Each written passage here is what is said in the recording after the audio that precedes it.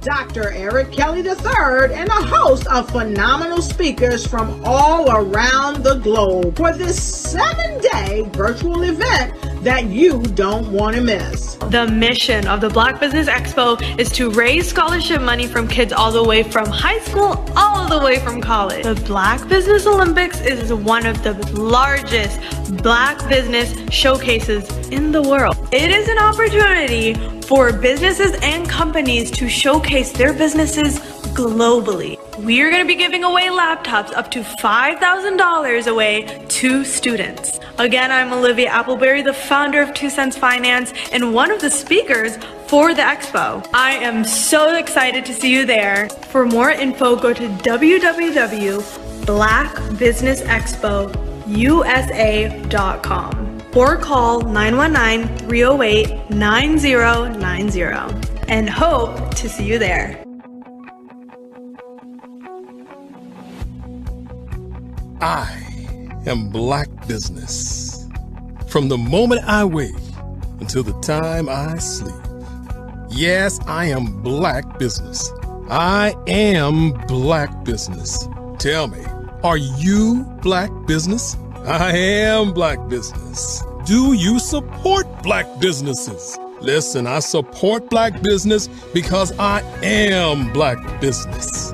Black Business Expo, one of the largest business showcases in the history of Black business in the world. The world! Sign up today at www.blackbusinessexpousa.com or call 919-308-9090. I am Black Business. I am Black Business.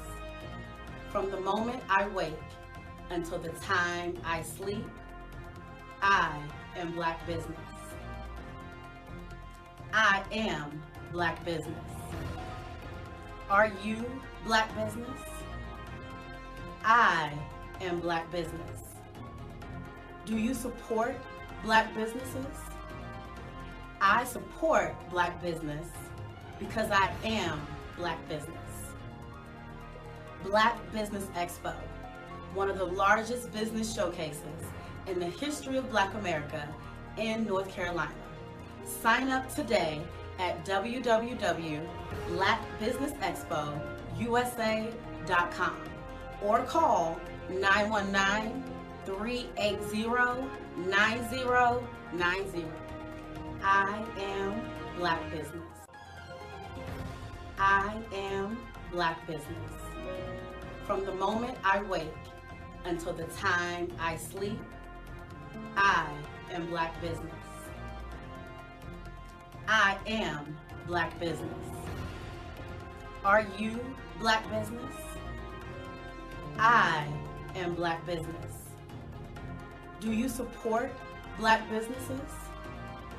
I support Black business because I am Black Business. Black Business Expo, one of the largest business showcases in the history of Black America in North Carolina. Sign up today at www.blackbusinessexpousa.com or call 919-380-9090. I am Black Business. I am Black Business. From the moment I wake until the time I sleep, I am Black business. I am Black business. Are you Black business? I am Black business. Do you support Black businesses? I support Black business because I am Black business. Black Business Expo, one of the largest business showcases in the history of Black America in North Carolina. Sign up today at www.blackbusinessexpousa.com or call 919-380-9090. I am Black business. I am Black business.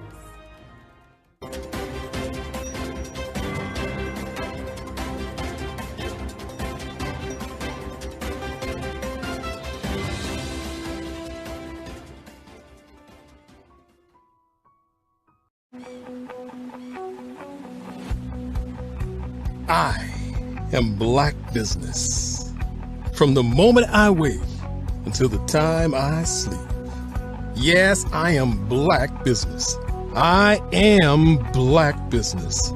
Tell me, are you Black business? I am Black business. Do you support Black businesses? Listen, I support Black business because I am Black business. Black Business Expo, one of the largest business showcases in the history of Black business in the world. The world. Sign up today at www.blackbusinessexpousa.com or call 919-308-9090. I am Black business.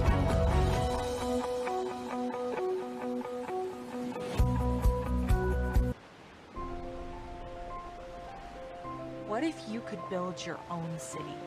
A place where every child can find nurturing people to help them achieve their full potential.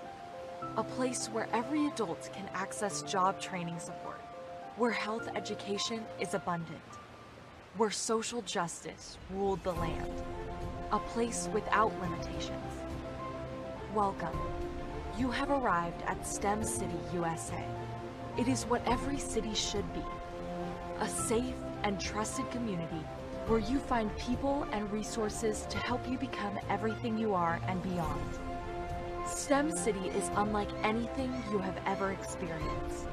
It is a digital twin of the world around you, only better. STEM City is about energy and soul renewal. It is more than a digital world. You can almost feel the power of live cultural events, music, and theater. STEM City promises a better future for children with caring mentors and hands-on activities with dedicated tutors to support our youth. STEM City is your passport to a healthy lifestyle with weekly events addressing our community's many issues. STEM City is your financial well-being with helpful information on wealth management, career advancement, job training, and so much more. STEM City is the community you deserve. It is the city where your dreams can come true. STEM City USA, a place in the sky that is accessible to all who reach for the stars.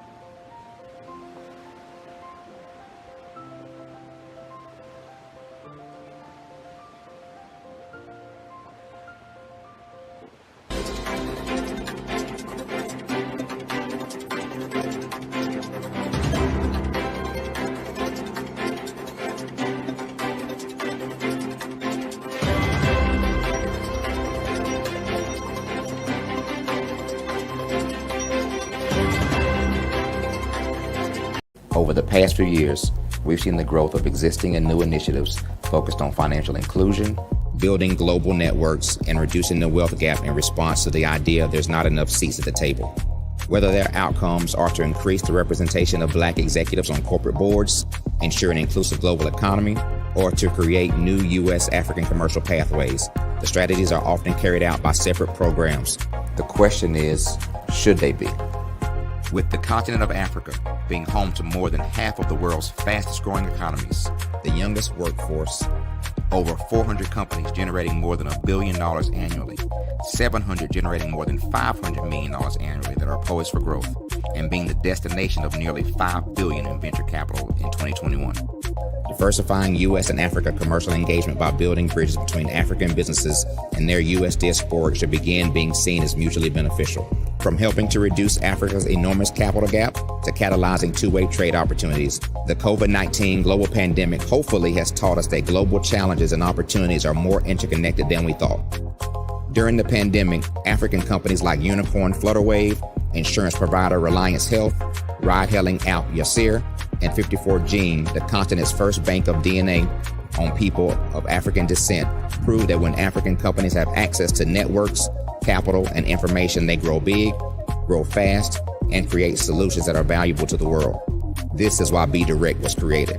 We are the first U.S.-based but African-centric board preparedness and board search company designed to connect U.S. Black talent and corporations to African businesses. Unique and fundamental to Be Direct's success is our process of helping board candidates adapt their experience and networks to an African context before they're connected to high-growth companies that are looking to locally and globally scale. From our focus groups with African business execs and government leaders, we don't ignore the sentiment that business is easy, but people are hard. Having a pool of board candidates with hard-to-access networks and extensive experience across the business life cycle, including successfully raising capital, is table stakes for an initiative like this. So yes, we have that. But corporate or entrepreneurial success in the U.S. does not guarantee success in Africa. Developed alongside industry partners on the continent, our training program, Be Direct Prep, is designed to transpose their experience to create cultural comfort, understanding, and a commitment to helping businesses in Africa scale. Our board governance sessions are African, continental, and country-specific, integrated with cultural awareness and dexterity training, masterclasses led by African industry execs, and mentoring and coaching from African continental-based facilitators. But even more unique to Be Direct Prep, we cap off our training program with an immersion trip to help candidates that have not been to Africa before see and feel Africa's complexity and opportunity from African soil.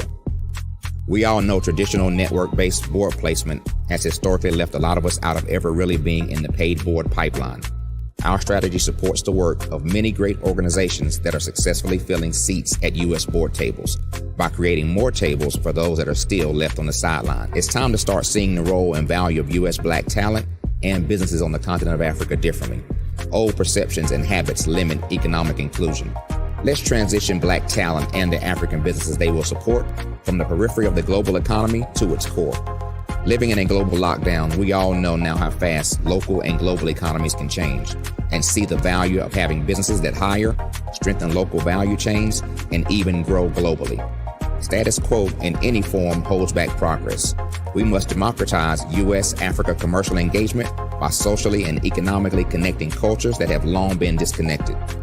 It's time for Africa's U.S. diaspora to redefine their global value by helping African businesses scale continentally and globally.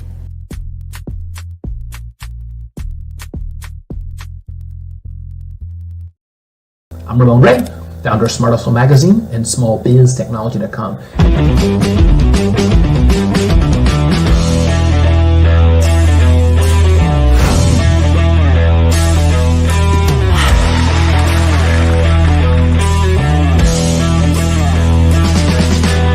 You're here today to celebrate small business success. Stand up on your feet. You rocked the house. It was amazing. Didn't we learn? For me, success comes from failure. One thing not to do is shake somebody's hand like this.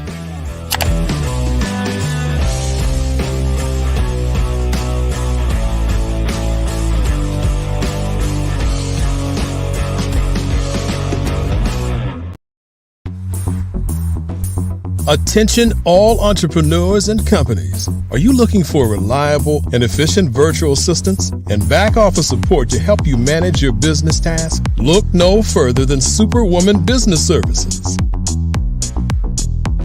Our team of virtual assistants provides a full range of administrative support services, including operations management, social media marketing, and much more.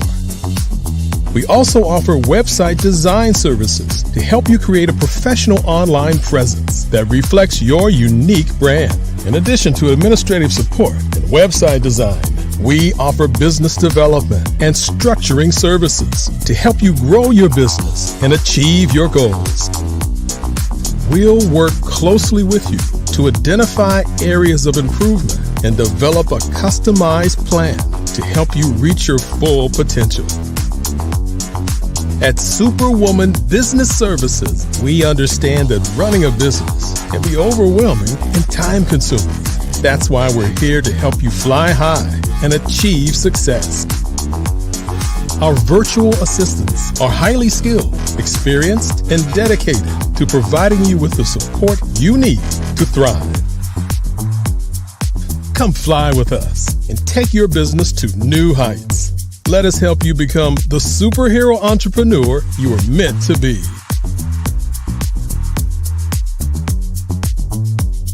Contact Superwoman Business Services today to learn more about our back office support services. Come fly with us and take your business to new heights.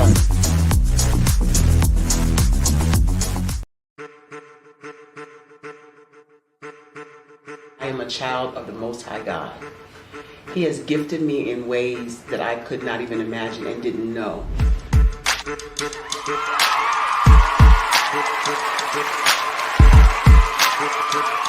There was a time when I didn't know who I was.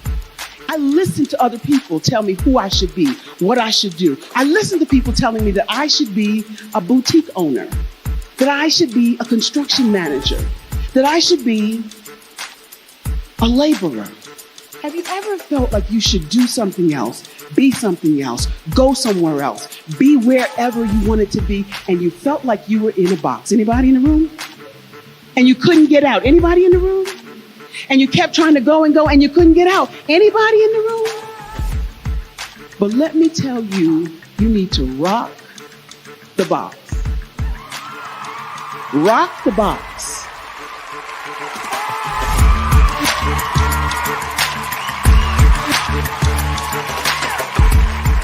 I am engaging, inspiring, and empowering.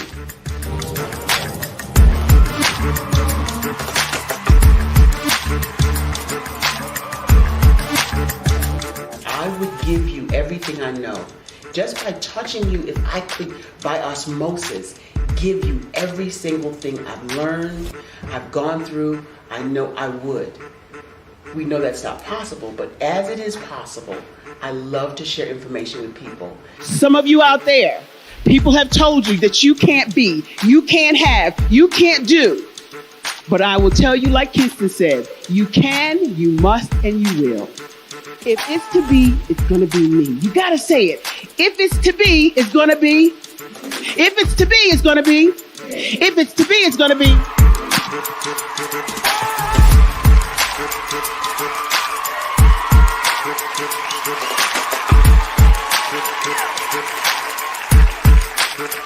Barbara is because she believed what her mama said about her and not what other people told her.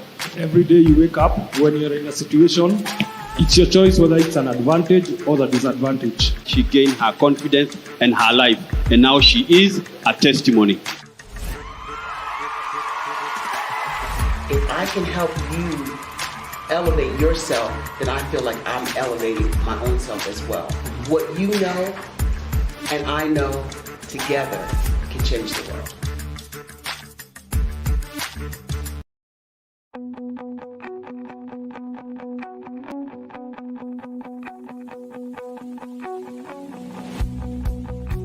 I am Black Business. From the moment I wake until the time I sleep. Yes, I am Black Business. I am Black Business. Tell me, are you Black Business? I am Black Business. Do you support Black businesses? Listen, I support Black business because I am Black business. Black Business Expo, one of the largest business showcases in the history of Black business in the world. The world! Sign up today at www.blackbusinessexpousa.com or call 919-308-9090. I am Black business.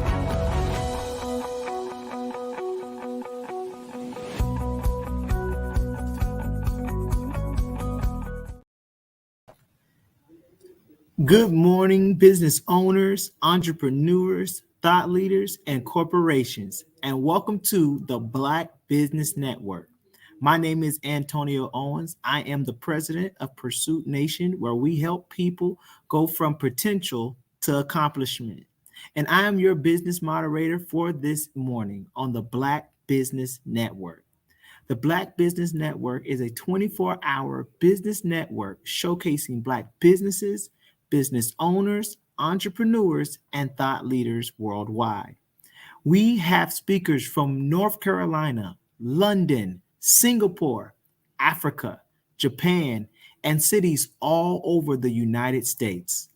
The Black Business Network is a global community sharing its business knowledge to empower, inspire, and educate businesses and about business. The keynote speaker today will be speaking on the state of Black Business Olympics today. Our first speaker is Alan Thornton. Alan Thornton is an author of Money for Your Mission and workshop series. He's the founder of the 40 Acre Conference and I Am a $1 Million Dad platform. He's a former enterprise software sales director of Rubrik, Infor ERP, Dell, and EMC. He's a real estate investor of single family and commercial. He's generated over $1 million of revenue and over 700 clients with current tech companies. He's a platform backed by government officials, corporate executives, celebrities, investors, influencers, and entrepreneurs. Personally, he's sold over $23 million of enterprise software licensing since 2011, helped hundreds of organizations find and secure over $28 million as well. Let's welcome our first speaker, Alan Thornton.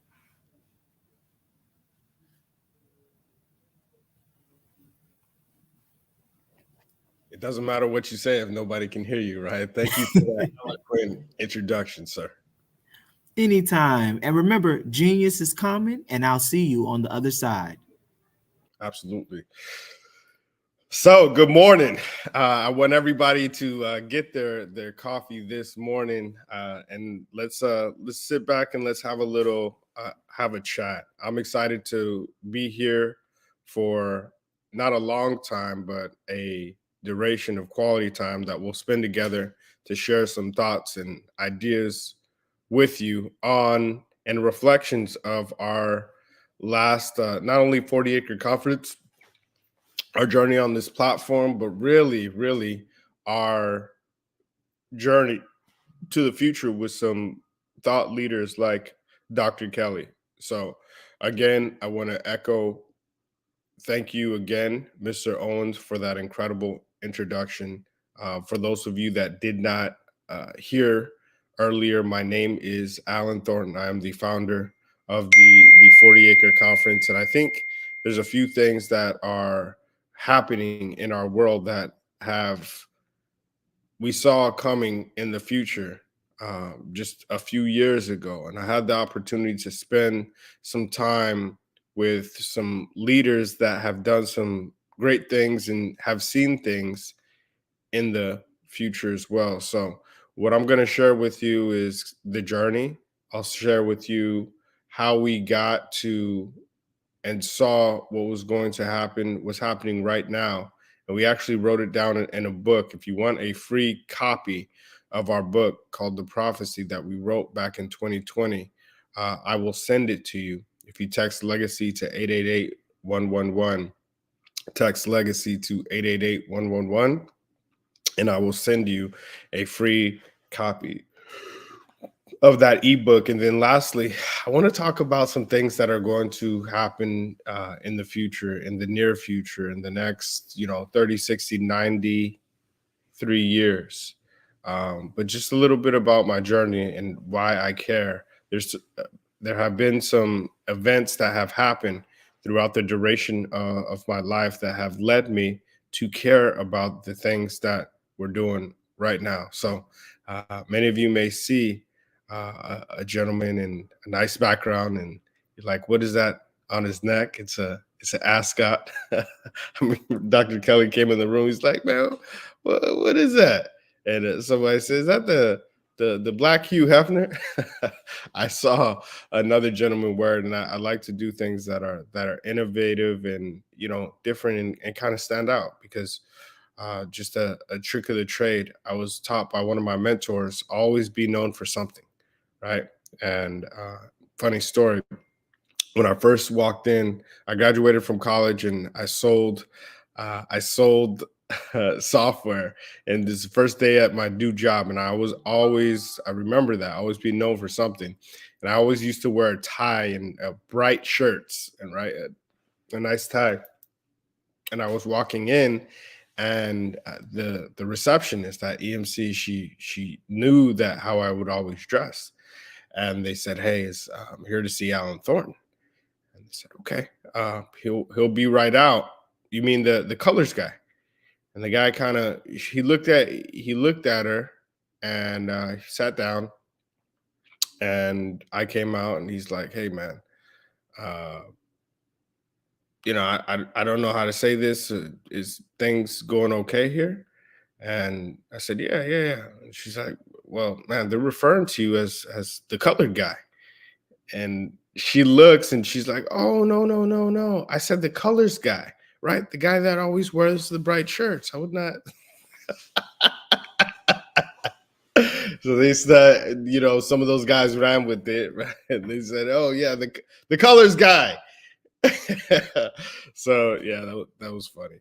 But yeah, they weren't calling me the colored guy. They called me the colors guy. Needless to say, be known for something, whatever that is, as when you're running through. But a few of the things I've always been known for something, and it's not I had the opportunity this last weekend to do something very iconic, and that iconic had nothing to do about me, but it was honoring my mother at our Legacy Builders Gala, and being able to showcase and have her in my presence, and with other celebrities and millionaires, and we even gave out $1 billion award.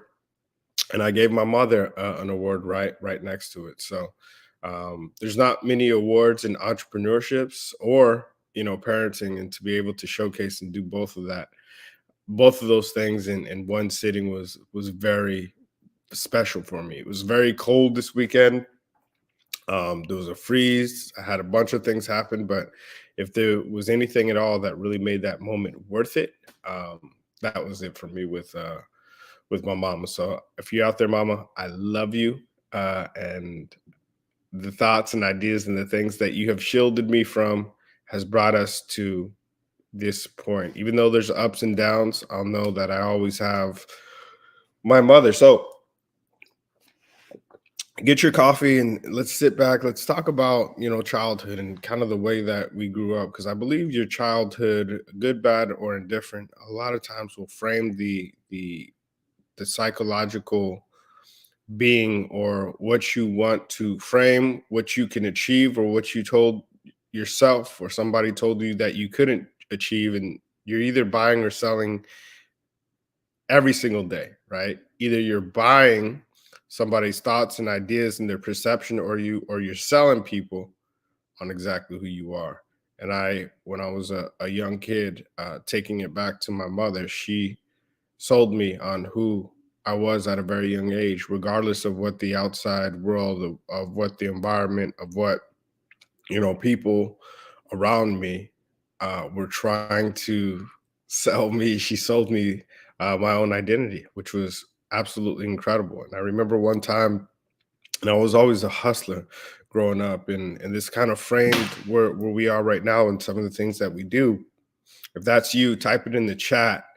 Type in the chat legacy, because that's special. Type legacy in the chat. And I'm going to give a few of you an opportunity to join us on our next journey. If you type legacy to 888-111.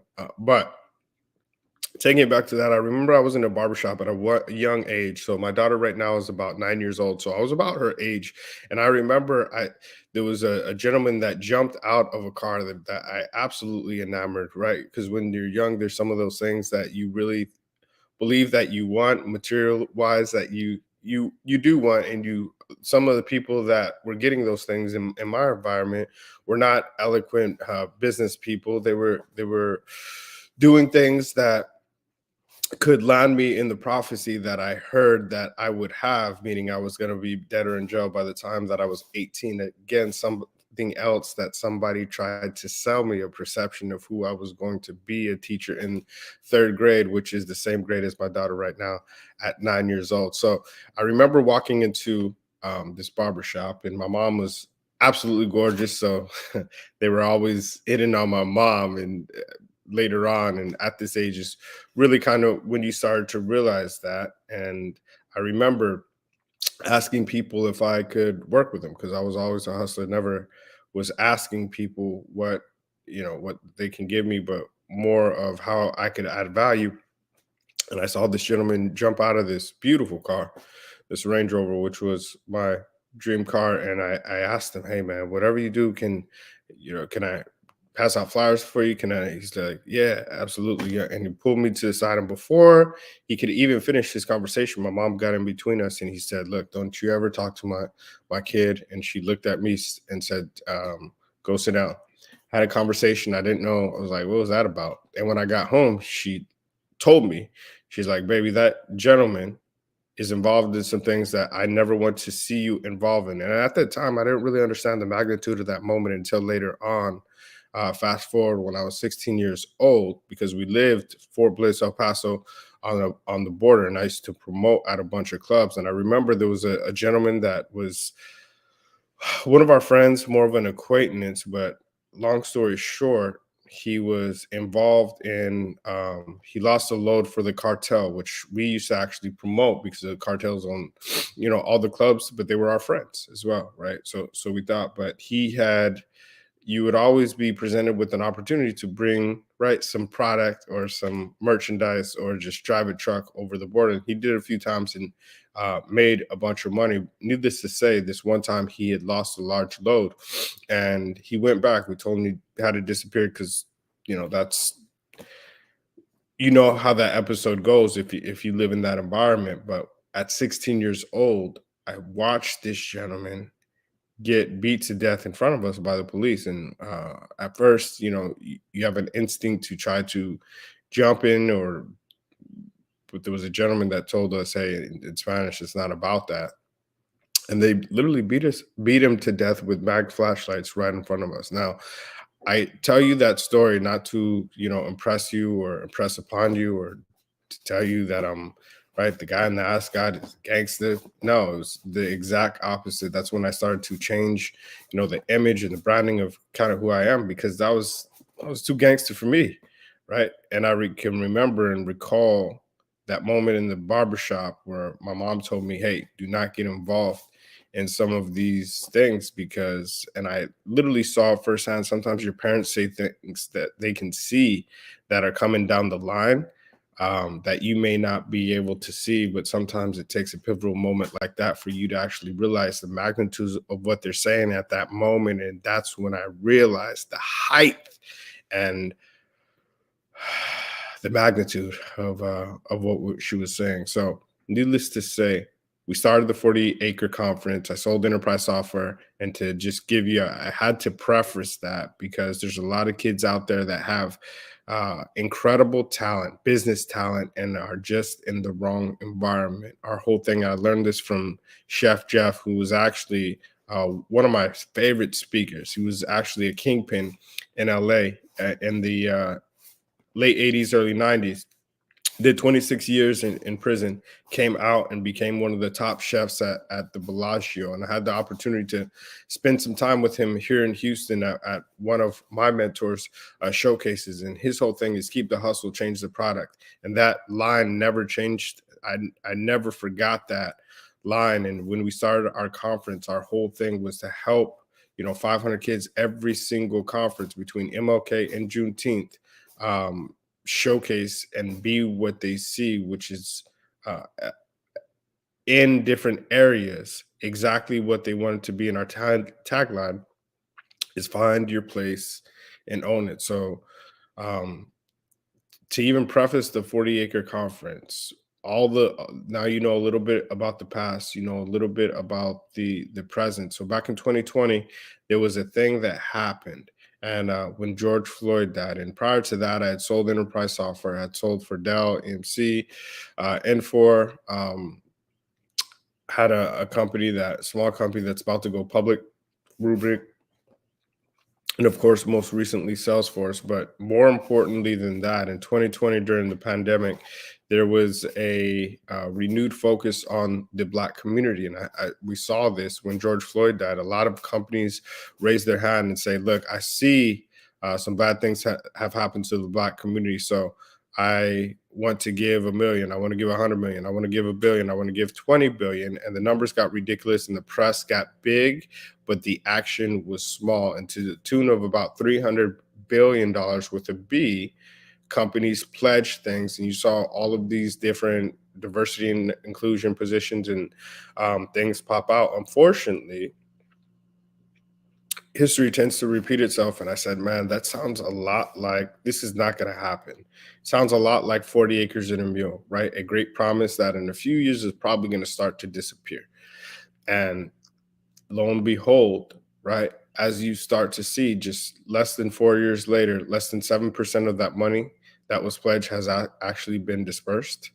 And you are starting to see, and we started the 40-acre conference not necessarily to shame those corporations, but to partner with them to disperse the money that they actually committed.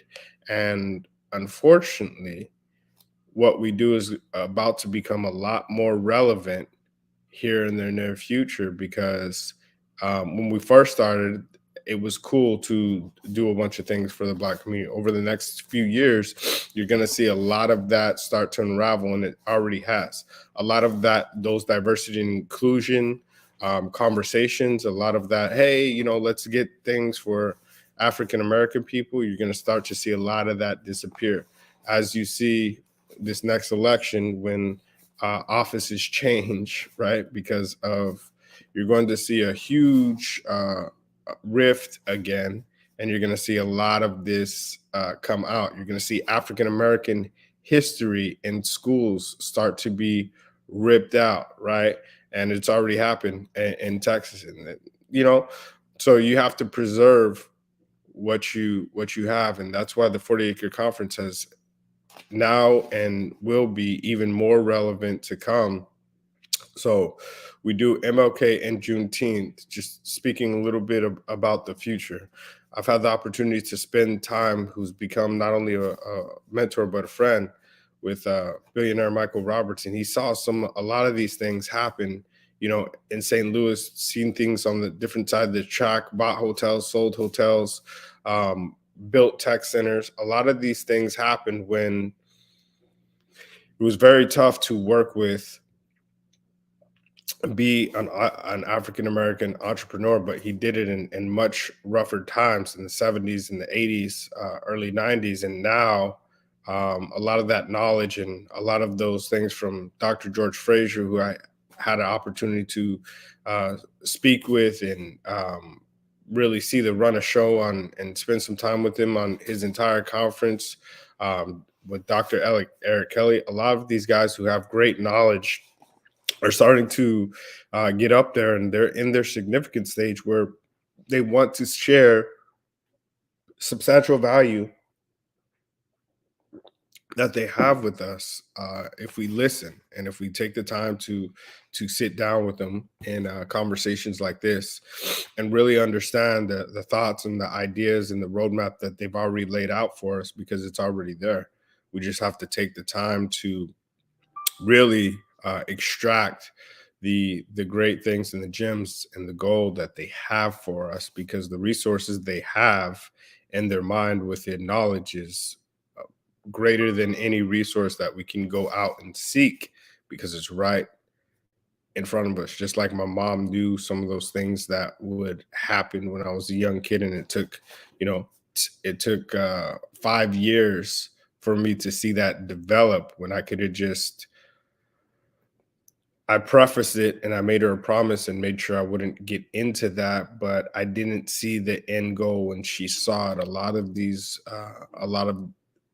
iconic figures that I just named have seen the roadmap already, and that's why we started the Juneteenth Hall of Fame. Because so many times in artists and entrepreneurship and entertainment, people get idolized once they're gone, right? You see how big people are, and usually their body of work gets more valuable once people can't touch them anymore. One of the things that we have done, and this is extremely, I think it's incredible, and Dr. Kelly has been a part of this, is the Juneteenth Hall of Fame. We just got done with MLK, so 40-acre conference. We do MLK, we do Juneteenth.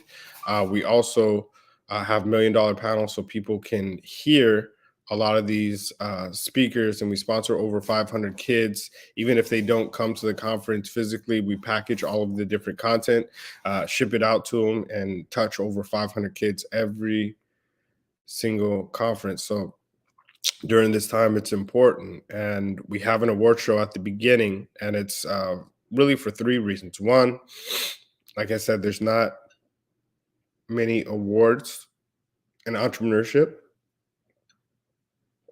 so we want to award those that have been doing great things. 2, from a participation standpoint, there's a lot of people that have never been or don't get to be around from a networking standpoint. 20, 30, 40, 100, 200, 300 entrepreneurs that are working at their highest level and get an opportunity to network with them that are in their space, that they can look at them, they can touch them, they can have a conversation with them in a nice place with great food, open bar, and have an opportunity to feed off of each other to get to the next level. And the last is that same content, those same pictures. Like, think if I was that small kid again, that 9-year-old kid looking at, hey, how can I really get it? And instead of seeing that gentleman that I saw coming out the barbershop who was a drug dealer, and idolizing that, I see a picture of somebody on a red carpet. And this is, this is tough to me. This hits home. Seeing them on a red carpet, holding a $100 million award, and being like, man, how do I get that? And then having the opportunity to actually talk to that person. Tell you a story. There was a gentleman, and right before this, because at one point I did not go back into that in that story. I was in an alternative school program, right? I had gotten I was never a bad kid, just, energetic, and people didn't know what box to put me in because I always had good grades, A's and high A's and B's, and played sports, but I always had, they're like, man, you're always around things that happen. We're checking your backpack for drugs, but you don't even have drugs. We're checking we see all these dice games and everything, right, going on, and you have money in your backpack, but you don't have any drugs. Like, there's all these, like, all the gangsters are around you, but you're not banging, right? Don't catch any weapons. They couldn't figure it out. And I remember I was put in by association. This is something I learned, because who you hang around with is who you are in the eyes and the perception of the people that are around you. And I didn't really grasp that till later on. And I was in this alternative school program, one step away from either getting locked up or, just being labeled a throwaway. I was labeled an at-risk youth, and I got put into this program, and I learned how to sell CDs and to push CDs from someone whose family was really big in the his family was part of the cartel, and that's how I got into became friends with them. That's how I got into promoting, but I never, because of the promise I made earlier to my mom, I never really got into the drug game. But I got into promoting and getting people to different events and different things that I kind of later on do now. But I learned how to sell CDs through exclusivity, right? The same way that, hey, you have to know somebody. That's how we sold CDs, and eventually sold CDs at 3 different schools, and eventually bought my first car like that. But I say all that to say, if you can find a way to serve the many, right? Because service to many leads to greatness. And if you can do that with a product that serves people, and if you don't know what that product is, we can help you find it, at the 40 Acre Conference, and help you align yourself with people that really want to help you get it. And whatever you're missing, like Dr. Kelly says, whatever you're looking for is looking for you. That one chink in your armor that you're missing, if it's marketing, if it's sales, if it's connections, if it's government contracting, if it's whatever that is, there are people there that can help you find that. And if you're a young person like this, and I'm going to extend this out to every young person at the Black Business Expo that also receives a scholarship, we've done something special. This time is one of our sponsors said, look, any kid at the 40 Acre Conference, it's tax season, and she's made a lot of money in the tax business. She said, we will actually give you your own tax office where you can go out and you can go hire people, right? Taking it from the trap to the tax. So you can go hire people like your mother, brother, sister, cousin, and have your own tax office, and be prepared to prepare your community to go to the next level. And it's like a $10,000 value. So any kid on here, just text me. You can find me at the 40 Acre Conference and say, hey, I want to be one of those kids to be able to receive one of those tax businesses. We only have a few hundred, and I know we're broadcasting this all over the world, but it's important to give the next generation an opportunity. And that opportunity is within a product. And not only that next generation, the people around their mother, their brother, their sister, their cousin, to do something that's very special. And each one of these kids are also going to get from one of our sponsors, a tablet. So just let us know. You can contact us. You'll get your own tablet. You'll get your own tax business, because we want to see a lot of these kids around 8 to 18 or college students keep that same hustle that they have, because there's acres of diamonds in the African-American and minority community. And just with the right product, they can go to a whole new level. So keep that same hustle. Just change the product, and we're going to help you do that. Come to Juneteenth. You'll see the Juneteenth Hall of Fame. You'll see millionaires and billionaires that are alive that you can give their flowers to while they're here. We're going to have some very high-level individuals there. Dr. Eric Kelly is waiting on his jet ticket from me. So we're going to find a way to make that happen, because he was inducted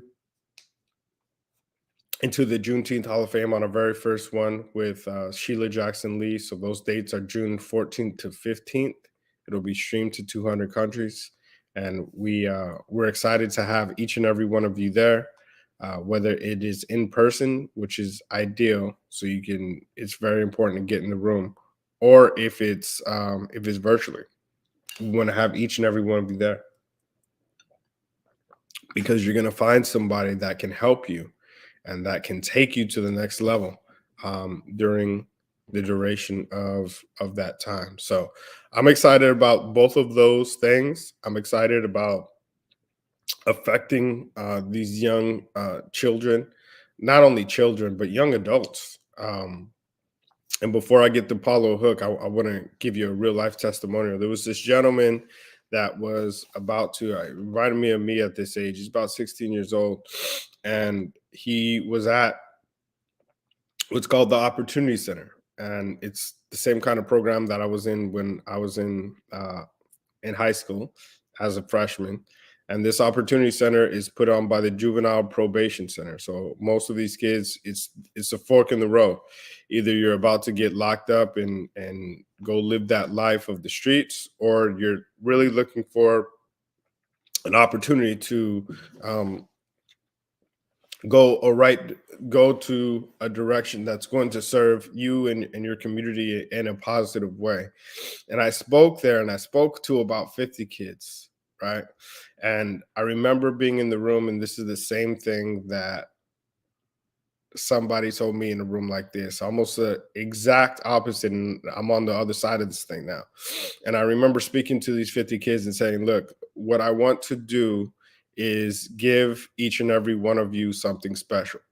And a lot of you have probably heard something like that. And that something special, once you got on the other side, was not something that you want. This is not one of those conversations, right? And I had to kind of check them in the first few minutes, because a lot of these kids have been promised things that have never come to fruition, or tricked or manipulated at a young age. And I let them know, on the other side, most of you cannot recognize an opportunity when it's in front of you. And I'm telling you right now, those of you in 2 weeks, I'm going to give you an opportunity to see one of the largest theaters in Houston. And I'm going to give you a free ticket to go there and help you and provide transportation for you to go. And most of you won't take me up on it. Most of you are going to ignore what I say. And most of you will let this conversation fall by the wayside. But a few of you, and I'm only talking to a couple of you, and I prefaced it just like that. And this is exactly what happened. A few of you are going to take this time that we have together very seriously. And you're going to take me up on the offer that I'm about to give you. And it was an offer for two things. One, it was a free offer to go to the Wortham Theater downtown. It was put on by World Youth Foundation. They got to meet the mayor. They got to meet a few celebrities. The biggest theater in Houston. Look, I'm 37 years old, and this is the first time that I've stepped foot in this theater, Immaculate Theater. So we went down there, and they got there.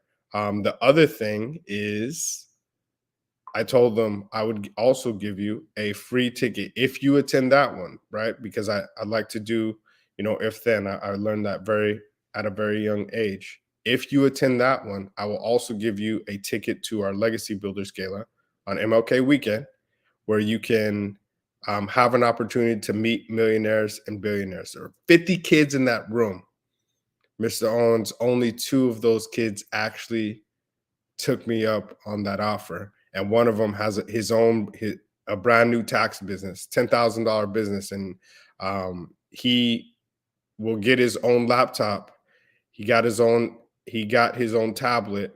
And for the first time in this next month, he's employing people from his community. He's employing his mother. He's employing his stepdad. He's employing kids around them for his own tax business. And he has a whole new product with the hustle, because he originally wanted to start a clothing brand. But now this clothing brand, he's using what he wanted to do with the money that he's making from his tax business, and using that money to market his clothing brand with taxes. So absolutely incredible. Just wanted to share that story. A lot of people don't recognize that opportunity when it's right in front of them, but the best is yet to come. I hope many of you join us Juneteenth X Legacy to 888-111. You can find me at 40 Acre Conference on Instagram, on all platforms. I appreciate our time together. Awesome. Thank you so much, Mr. Allen, for that great resource, that great information. I think I'll probably end up booking my ticket once this show's over with today, because I want to make sure I'm there and I'm in attendance. Love it, man. Well, brother, genius is common, and I'll see you on the other side. Have a blessed day. Thank you. The Black Business Expo's mission is to raise funds for high school seniors going to college or K-12 entrepreneurs. This expo is a fundraiser for students. You may go to www.blackbusinessexpousa.com to donate to the scholarship fund, or use the Cash App that's on the screen below and it is $BBXUSA. Our goal is to give laptops and up to $5,000 to 10 students. Students can register online at www.blackbusinessexpousa.com. Every dollar counts, so we want to remind you to donate to the scholarship fund. We want to thank our Black Business Expo USA sponsors for January 2024, and they are NC100, Moody Capital Partners, Suede Soul, Lotus Ritchie Coaching and Training, Carolina, Virginia Minority Supplier Development Council, Step Management, BHS and Associates, The Hello LLC, 5-Star BDM, Margie McLean Foundation Incorporated, Genius is Common, Earth Essentials, Malane Chennai Global, Executive Women's Success Institute, The Quality Coaching Company, Superwoman Business Services, Creative Force Studios, Lee Entertainment, Artistic App Design, and the Black Business Expo USA. Remember, genius is common, and I'll see you on the other side.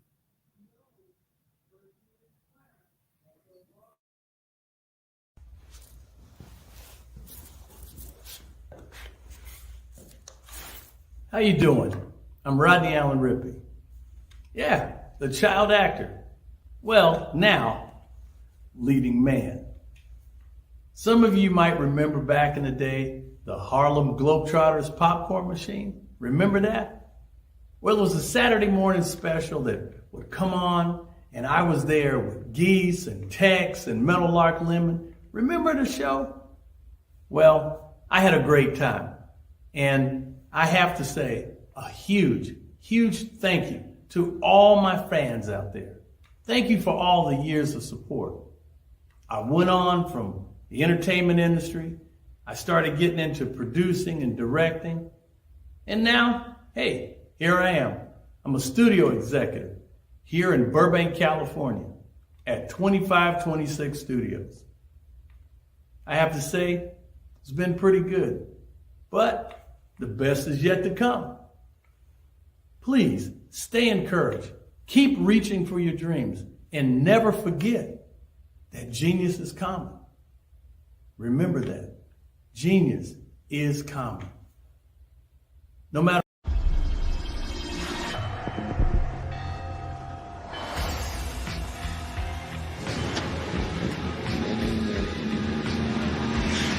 La connexion. La connexion.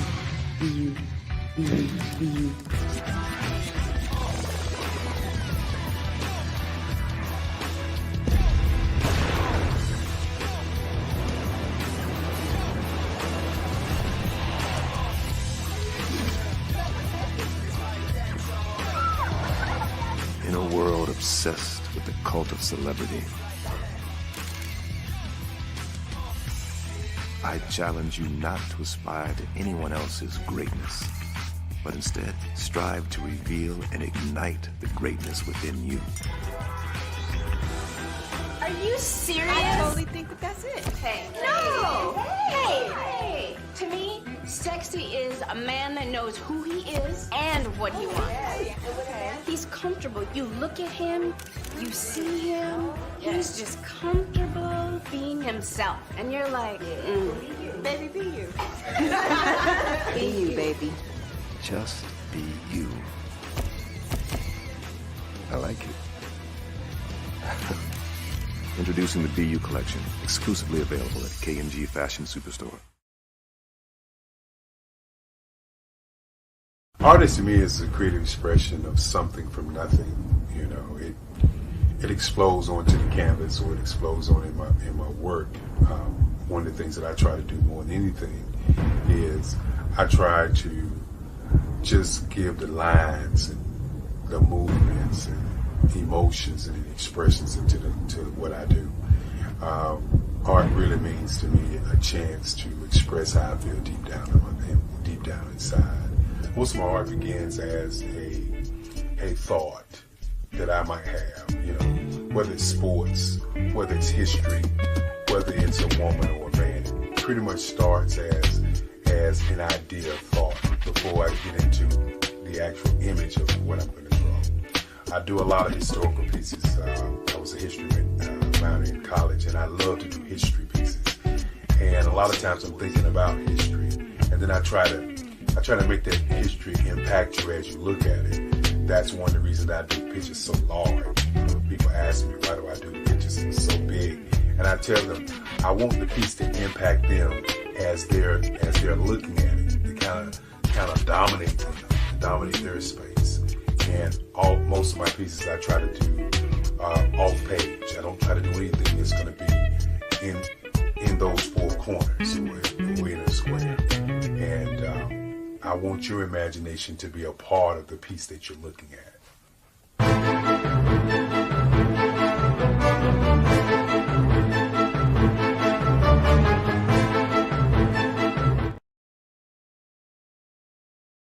Follow the Brand TV broadcast host, Grant McGaw, as he visits with top executives and entrepreneurs to find out their secrets of success with their personal brand. Follow the Brand TV broadcast host as he focuses on brand development to build better relationships, bring value to your business, relationships, and career. You will enjoy listening to each episode that is tailored to speak to you directly. If you're looking for this type of clarity in terms of building your brand, you have tuned into the right station.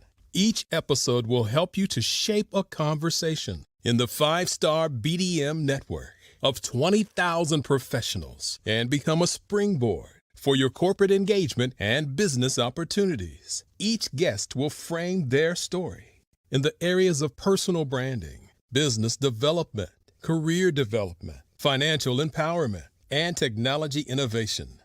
Grant McGaw explains why he is the CEO and owner of his own professional career. Grant is an accomplished business leader and entrepreneur who wants to give back to individuals to grow their personal brand strategy. Tune in as he weaves his story about new possibilities, while to you exceed expectations. If you love storytelling, this show will make for fun.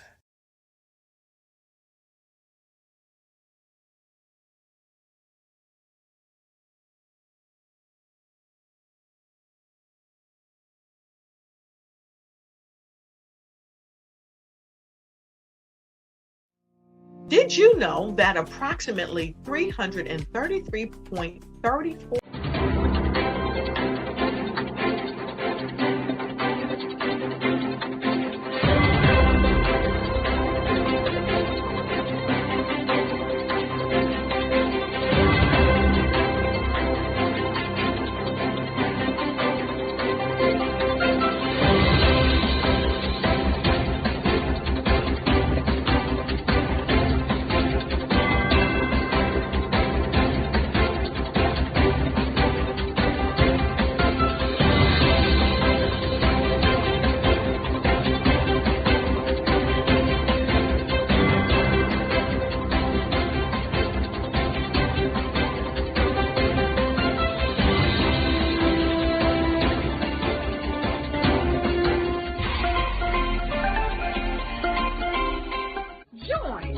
Dr. Eric Kelly III and a host of phenomenal speakers from all around the globe for this 7-day virtual event that you don't want to miss.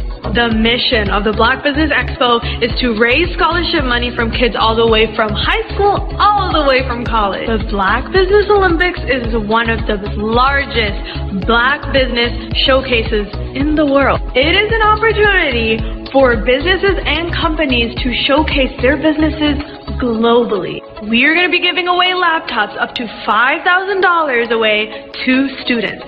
Again, I'm Olivia Appleberry, the founder of 2 Cents Finance and one of the speakers for the expo. I am so excited to see you there. For more info, go to www.blackbusinessexpousa.com or call 919-308-9090 and hope to see you there.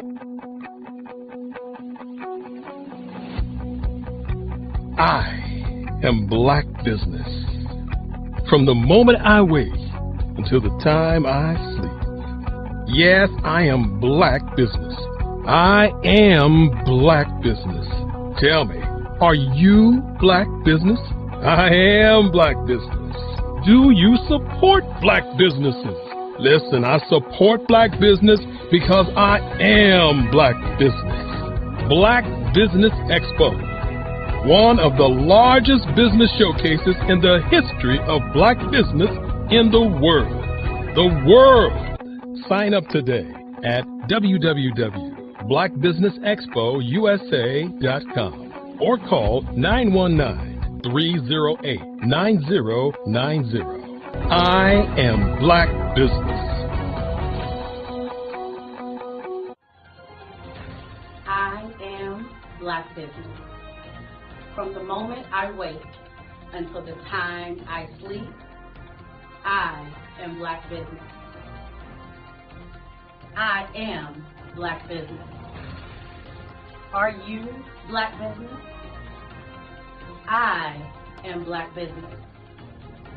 Do you support Black businesses? I support Black business because I am Black Business. Black Business Expo, one of the largest business showcases in the history of Black America in North Carolina. Join Dr. Eric Kelly III and a host of phenomenal speakers from all around the globe for this 7-day virtual event that you don't want to miss. The mission of the Black Business Expo is to raise scholarship money from kids all the way from high school, all the way from college. The Black Business Olympics is one of the largest Black business showcases in the world. It is an opportunity for businesses and companies to showcase their businesses globally. We are going to be giving away laptops up to $5,000 away to students.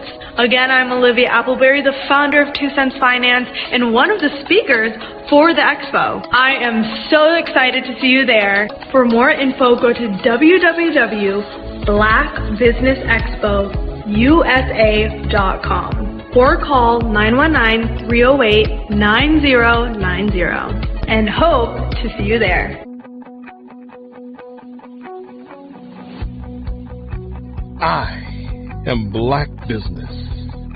From the moment I wake until the time I sleep. Yes, I am Black Business.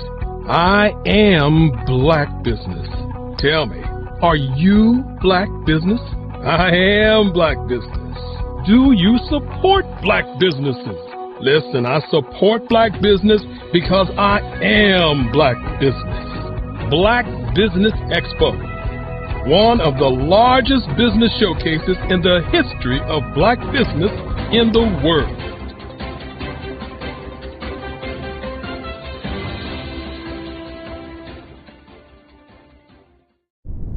The Black Business Expo's mission is to raise funds for high school seniors going to college or K-12 entrepreneurs. This expo is a fundraiser for students. Please, you may go to www.blackbusinessexpousa.com to donate to the scholarship fund or use the Cash App at @BBXUSA. Our goal is to give laptops and up to $5,000 to 10 students. Students can register online at www.blackbusinessexpousa.com. Every dollar counts.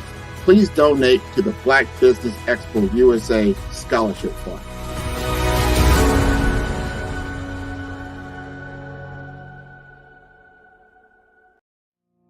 Did you know that approximately 333.34 million businesses exist today, according to a report from 2021? And you may be one of those businesses, or maybe you're not in the business market yet, but you're aspiring to be a business owner. Well, guess what? You're in the right place at the right time. Because let's face it, everything is about timing and opportunity. Hi, my name is Dr. Lotus Richey, and I'm the CEO and founder of the Lotus Richey Coaching and Consulting LLC, along with the Lotus Richey Ignite Show. 15 minutes of success with Dr. Lotus Richey, as well as books to boom your business and bring who you are. And today, I want to bring this amazing message to you about the Black Business Network and the Black Business Olympics. See, the Black Business Network and the Black Business Olympics is designed to help people just like you, that's right, that look like me, to take their business to the next level. Not just in your front yard or your backyard, but globally. The Black Business Network and Black Business Olympics is designed not to just help you survive, but to help you thrive. So join us today as we come together with businesses all around the world to support our students, our children, our young teens, our young entrepreneurs. What we do is we come together to help raise funds for students who are aspiring to be business entrepreneurs, who are aspiring and who are thriving in college. We endow them with a wonderful opportunity to gain scholarship of either a laptop or several thousands of dollars. And we invite you to help be a contributor to this amazing opportunity to help someone that looks just like you. So join us today at our website and let us connect with you and help you ignite and take flight in every area of your life on the Black Business Network and the Black Business Olympics. I'll see you on the other side. Hello, I am Dr. Eric Kelly III, the visionary strategist and founder of the Black Business Olympics. I invite you to showcase your Black-owned businesses on the Black Business Network global stage. The Black Business Olympics is a global Black Business Network platform that propels Black-owned businesses into the international spotlight. By showcasing your business on the Black Business Olympics platform, you can reach a worldwide audience of potential customers, partners, and investors. You can also establish yourself as a thought leader and expert in your field, attract lucrative partnerships, and more speaking engagements. In addition, the Black Business Olympics platform provides a valuable opportunity to connect and collaborate with like-minded entrepreneurs and business professionals from around the world. This can lead to new business opportunities, ideas, and relationships. Finally, by sharing your story and expertise on the Black Business Olympics platform, you can inspire and empower others. This is a powerful way to make a positive impact on the world and leave a lasting legacy. If you are a Black-owned business owner, I encourage you to seize the opportunity to showcase your business on the Black Business Olympics platform. It is a once-in-a-lifetime opportunity to make an indelible mark on the world. Be one of the 1,000 visionary entrepreneurs who are changing students' lives, shaping industries, and leaving an unforgettable legacy for their families. Unleash your voice on our global stage and watch your business thrive. Black Business Olympics is one of the largest Black business showcases in the history of Black business in the world. Yes, the entire world. Just give me a call today at 919-308-9090.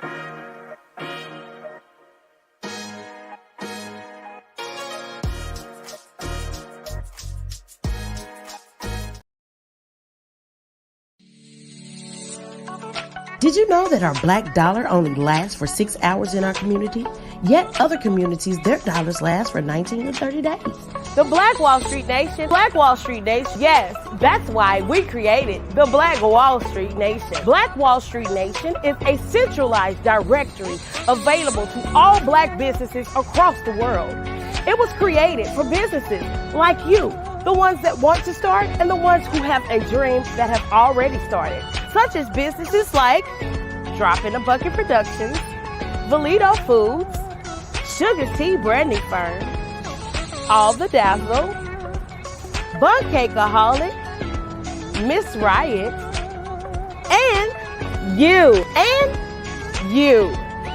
We'll have marketing, seminars, and some funding coming soon just for you. So, we want you to come and join us. www.blackwallstreetnation.com. See you there. Sometimes you got to hear the news from the black perspective, and more specifically, black publishers. And that's exactly why you have to download the HeyTie app, the largest mobile app delivering breaking news, videos, and podcasts from 200 of your favorite black publishers. Yes, 200 black publishers delivering news as it happens, literally all in one app. Go to HAYTI.com or download the app in the Google Play Store or Apple App Store. It's completely free, along with information that you can trust, so go check them out. Social media is evolving. It's more vibrant, more colorful, more energetic, and so are you. It's not just photos anymore. It's video, it's audio, it's subscriptions. And now there's Fanbase, a new monetized social network. Fanbase delivers the complete native app experience with full content monetization for every user. No algorithms that shadow ban your engagement or growth, and no ads. Follow anyone for free and subscribe directly to your favorite creators for $4.99 a month. Plus, show some love by tipping on any post. Also, make a Fanbase page and monetize your content the same way. Finally, connect with your followers by posting the amazing content you already create. And now, get paid for it. It's time to energize and monetize, because everyone's a fan of something and everyone has a fan base.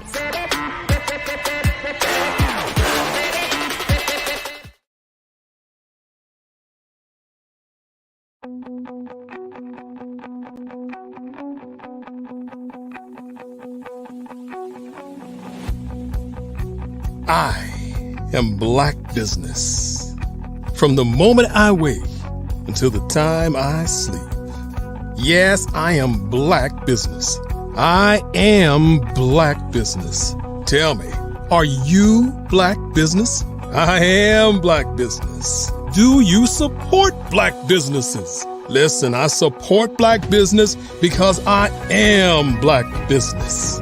Black Business Expo, one of the largest business showcases in the history of Black business in the world.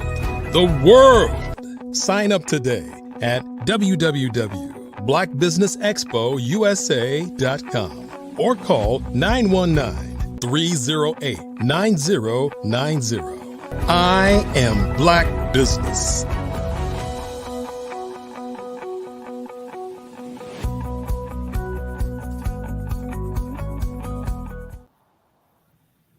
Good morning, business owners, entrepreneurs, thought leaders, and corporations, and welcome to the Black Business Network. My name is Antonio Owens, and I am the president of Pursuit Nation, where we help people go from potential to accomplishment. Today, I am your business moderator for this morning on the Black Business Network. The Black Business Network is a 24-hour business network showcasing Black businesses, business owners, and entrepreneurs and thought leaders worldwide. We have speakers from North Carolina, London, Singapore, Africa, Japan, and cities all over the United States. The Black Business Network is a global community sharing its business knowledge to empower, inspire, and educate businesses about business. Our next speaker is Jeff Ingram. Jeff Ingram is a seasoned master certified life and leadership coach, is a dynamic force in leadership development with over 2 decades of experience spanning various industries as automotive, retail, food, higher education, and ministry. As the CEO and leadership coach at I Create Incorporated International, Jeff has a proven track record of elevating businesses through strategic planning, revenue development, and fostering innovative, inclusive cultures. His expertise isn't confined to boardrooms. Jeff has successfully managed award-winning sales teams, orchestrated comprehensive training programs, and contributed significantly to the success of over 200 small businesses. A certified master life and leadership coach, Jeff recently earned recognition from the Transcendent Life Coaching Institute in 2021. He holds a master's in life coaching and a bachelor's in leadership studies. Beyond his professional prowess, Jeff is deeply committed to community development, epitomizing his passion for a holistic approach to leadership. His contagious enthusiasm and unique skill set makes him a sought-after figure in the industry. I present to you Coach Jeff Ingram.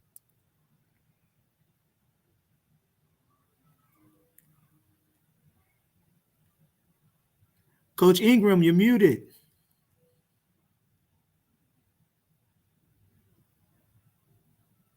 There we go. Can you hear me now?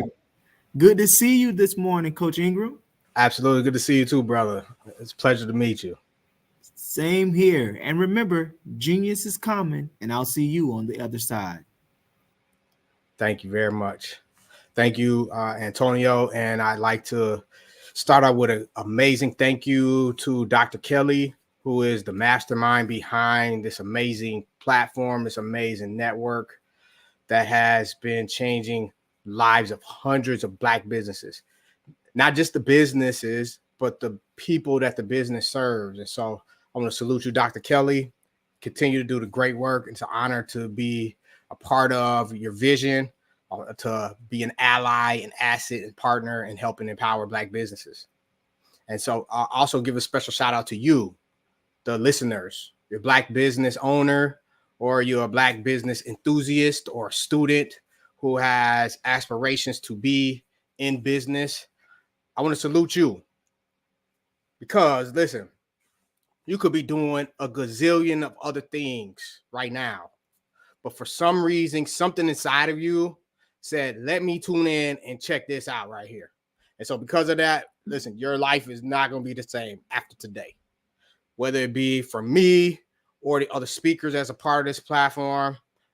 I of course, have a bias towards myself, towards what I want to share with you, but just being in the space, being around this type of environment, consuming this type of information is already a life-changing experience. So with no further ado, I'd like to begin my conversation with you guys today. And so today, what I'm here to talk about is leadership. And I don't know how familiar you are with this topic of leadership. You could be somebody who has been in business already 30 years, 40 years. And the word leadership, the topic of leadership kind of may have become redundant, something that just kind of hear like, oh, here it goes again. Or you could be someone that's brand new, 17, 18, 19, 21, very young, aspiring, about to step into your space. And you've heard the word and you don't quite get it necessarily, or you think you have an idea of it. No matter who you are, just prepare. I'm going to change your whole mindset, your whole perspective about leadership and being a leader. And so to do this, I want to just share with you, first of all, kind of my journey as a leader.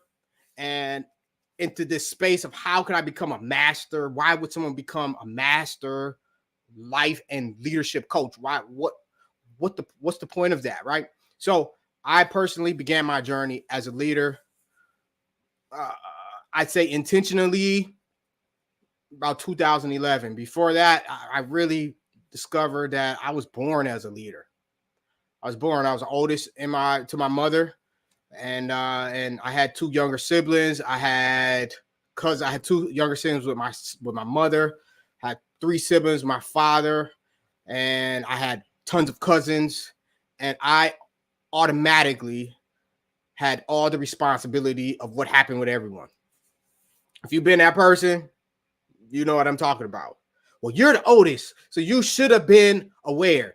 You're the oldest, you should have been paying attention. You're the oldest, so I'm coming to you first. You should have known better.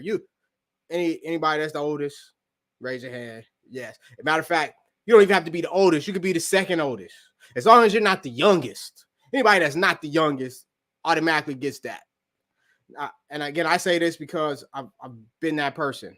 And I learned very quickly how important it is and what accountability looks like for someone something or someone that you may not even know, something that's going on that you may not even know is going on, something you may not have even had direct impact on, but responsibility was still upon me.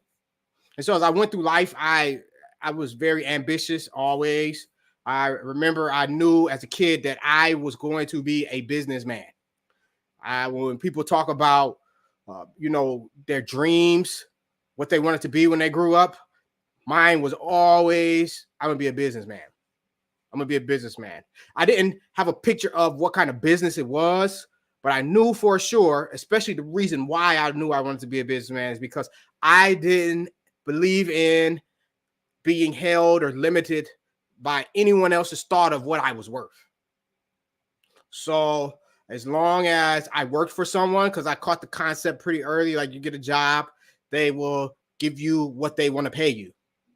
And because of that, I didn't want that limitation on myself. Who knew that when I started my first business at 14 years old in 8th grade, back in 1999, that now in 2024, that I will have helped grow and launch hundreds of businesses. I say this to say, like, it began there. I saw there's an opportunity that wasn't necessarily what was drawn out to me, but I knew that there was something I could do with this. In fact, what it was I was in 8th grade. I got off the school bus, and there were 3 guys that went to school with me that had some candy bars. I don't even remember what they were. Maybe one was a Hershey's or something, but they were candy bars, regular, everyday candy bars that you could go to the gas station or you could go to the grocery store that you could get those. And they were like, Jeff, hey, you know what? I need you to go sell these for us, and bring us back the money. And my mind processed it very, very quickly. Like, go sell these for them and bring them the money. What money do I make off this? Number 2, I could sell these. I could get these same things, same candy bars right now at the gas station are 3 for 99 cents.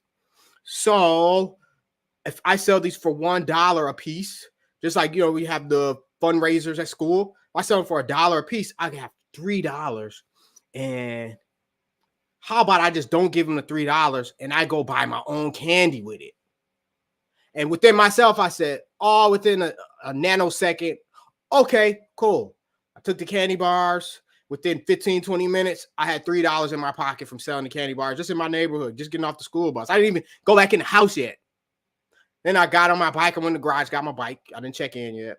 So children don't follow this. But I'm giving y'all a story, some perspective, okay? I rode my bike to the gas station, and I used that $3. I said, okay, cool. I got $3. I'm going to get 9 candy bars, and then I'll have $9, and then I'll give them their money. Well, I didn't have enough to get 9 candy bars because there's something called tax. Uncle Sam got his money. So I got 6 candy bars. Nevertheless, those 6 candy bars, those 6 candy bars became a whole candy business. I was making $30 to $50 a week out of my bedroom off of that. And because I didn't have enough time and I wasn't making enough money, I still went and found a job. Yes, at 14 years old, at Dairy Queen. And while I was working at Dairy Queen, I employed my mother and sisters, again, a leader, right? I employed them to help maintain the store. I already had inventory took in. I already had everything lined up. How much everything costs. And so while I would be at work making my $5.15 an hour, which wasn't enough, they were still selling my candy for me. And this is where my journey of real life intentional leadership began, because I wasn't making enough money. So I wanted to buy shoes. I was in 8th grade. What does the 8th grader want in 1999? Shoes and video games, right? So I wanted shoes, and my mom was like, well, you have to get a job. And my candy wasn't enough. So $5.15 an hour, and you can only work 12 hours a week at 14 years old. That wasn't enough. It was going to take a long time to get those shoes. So I asked my supervisor, shout out to Heath Huey, who hired me at that time. He said, well, Jeff, man, the only thing you can do, you can be a trainer. That's the only thing you can do, get a raise. Cool. So train me to be a trainer. He kind of chuckled, but I'll tell you what, within 90 days, I got a raise. I was making almost $6 an hour as an 8th grader, not even in high school. And my role was to train people, teach them how to make those dilly bars that y'all love, that we love, the blizzards. I can make it, and so you can turn it upside down and the spoon stick in it. My job was to teach people how to do that. This is where it really became real for me. This is where I began to use what John Maxwell calls my influence, the influence I had to help others. And so I'd like to say, because of this, that was back in 1999. Now in 2024, I have a business where my wife and I, as well as our team, we literally coach and train people who have a desire to be leaders or to be better leaders. In fact, to help them use the influence that they have to make a better life for themselves, to make a better life, make a better business, make a better team, just make the world better. And so because of this, I discovered along the way that most people's idea of leadership is very skewed, meaning they think of leadership as like a position that you can get. If I get this position, then everyone will listen to me. And since everyone listens to me, then I'm the boss. Well, it's not really like that. In fact, leadership has nothing to do with a position or a title at all. Nothing at all. Like I told you, I was born a leader. I was the oldest. It's an innate factor, an innate quality of being a human. This thing called influence. Okay. I remember in 2010, I was given a book by my pastor at the time. It was called The 21 Irrefutable Laws of Leadership, written by the one, the only John Maxwell. Okay. And in this book, this is where my leadership skills supercharged. This is when I realized like this thing called leadership is really something. And he quantified really being a leader or leadership as influence. Nothing more, nothing less. You can have a title or you don't have a title, but the influence you have on people, your existence, my existence, our existence, it equates to, it produces influence automatically. Now, Dr. Maxwell didn't say that part. This is where Jeffrey really took this idea of influence and realized like everybody has influence. Matter of fact, influence comes from inception or conception, put it like that, when we're conceived, right? Now, I didn't mention that I am also a father, a very proud father of 8 and 1 angel. My wife and I, we have been raising young people for a long time, okay?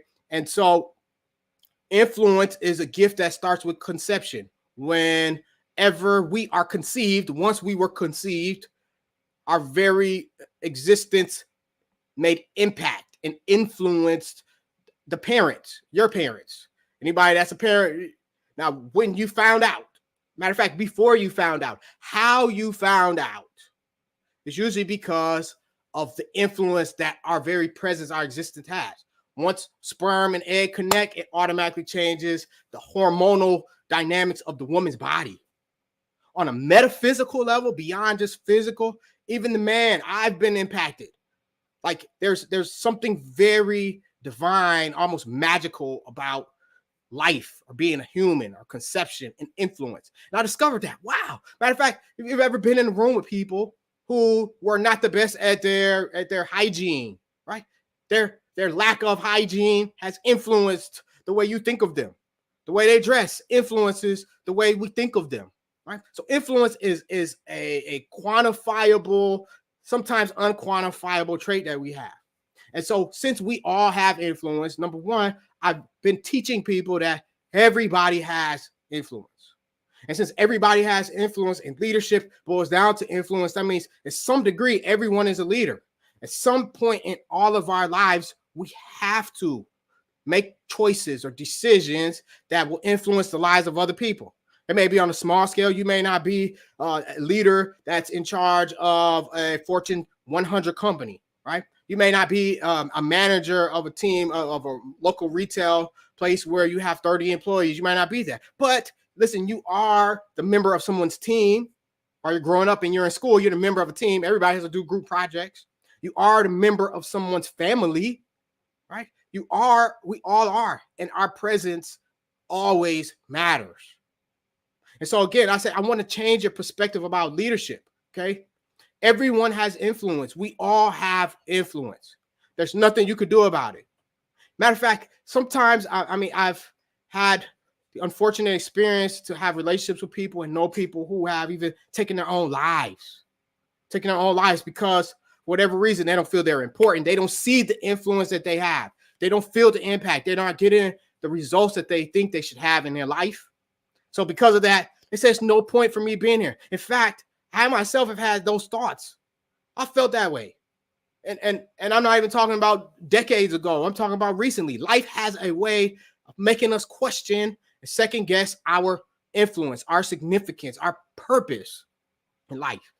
And so even in taking your own life, in fact, a couple months ago, one of my son's good friends took his own life at 21 years old. And do you know that at that funeral, there were at least 100 people in that room?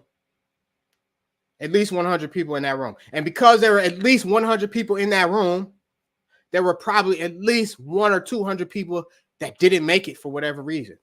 And those people that were in that room, I had some interactions with him. I was in tears. My son was in tears. There were family members that he had that were in tears. It was a gut-wrenching experience to be in the room, to have a service to memorialize the life of a young man who saw that his life had no influence. He thought that his life had no influence. He thought that there was no impact. But even in his death, even in taking of his own life, the ripple effect of the impact he had is still going on. Like there are people whose lives were changed because of that. My son's life has changed. My relationship, my wife's relationship, our relationship with our son has changed because of this young man's life. Again, I'm talking about influence. All of us have influence, and it is impossible to measure the amount of influence that we have. And so that said, when you understand how much influence you have, and you're probably like, Coach Jeff, man, I hear what you're saying, man, but what does it have to do with me? How do I make an impact? How do I, that my life is not what I think it should be? You know, I'm trying to grow my business. I'm trying to create this brand. And listen, what you said sounds good, but man, I don't know how that's going to work for me. I'm not a leader. People don't listen to me. Well, I have a couple things I like to share with you to help you, to empower you, to change your thinking, right? Metanoia is a Greek word. Those that are Christian or you've been in a religious scene, right? The word repentance, changing of your thought. I'm here to change how you think, change how you see yourself. And so one thing I've noticed as a leader, one thing everybody has in common, everyone has in common, there are 4 pillars to leadership that I like to share with you, okay? And I say 4 pillars because it's not just a title. It's really not a lot of those things. And I believe that we need to have a different view on life and everything. In fact, our views on life should be as the whole. The word holistic comes from this word holism, meaning that all of the pieces are more valuable as a whole than individually, okay? All of the individual pieces are vital, they're important, but they're only as important as they can be when they're together. And so there's 4 pillars that I've discovered, that I've learned over years, that I've kind of pieced together to create my own kind of framework of holistic leadership, okay? To be a holistic leader. Meaning, the first pillar, I think you need to understand and embrace and understand it. And all 4 of these pillars start with the letter P, okay? First P is purpose, okay? Purpose. Each individual exists because there is a purpose behind it existing. Every individual, every molecule, every single atom, everything exists because there's a purpose behind it.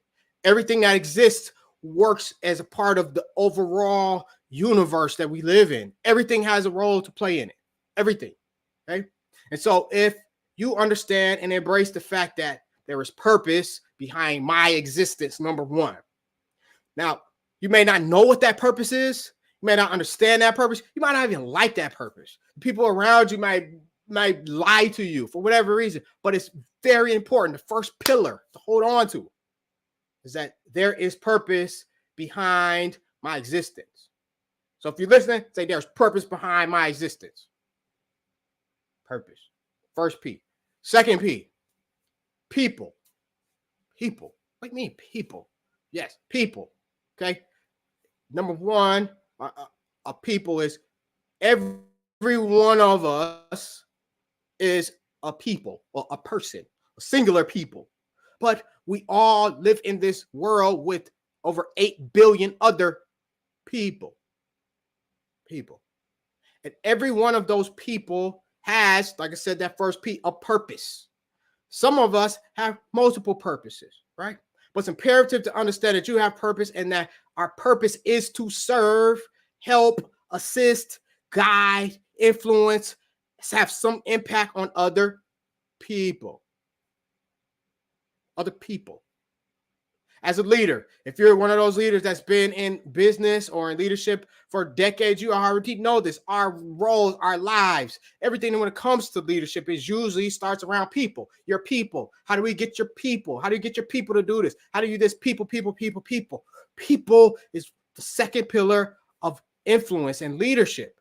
And if you do not understand, you don't understand or embrace or accept or tap into and harness your ability to connect with and influence people, the second pillar of this tower of your life of leadership, it will crumble. It will cause it to crumble because there's no getting away from people.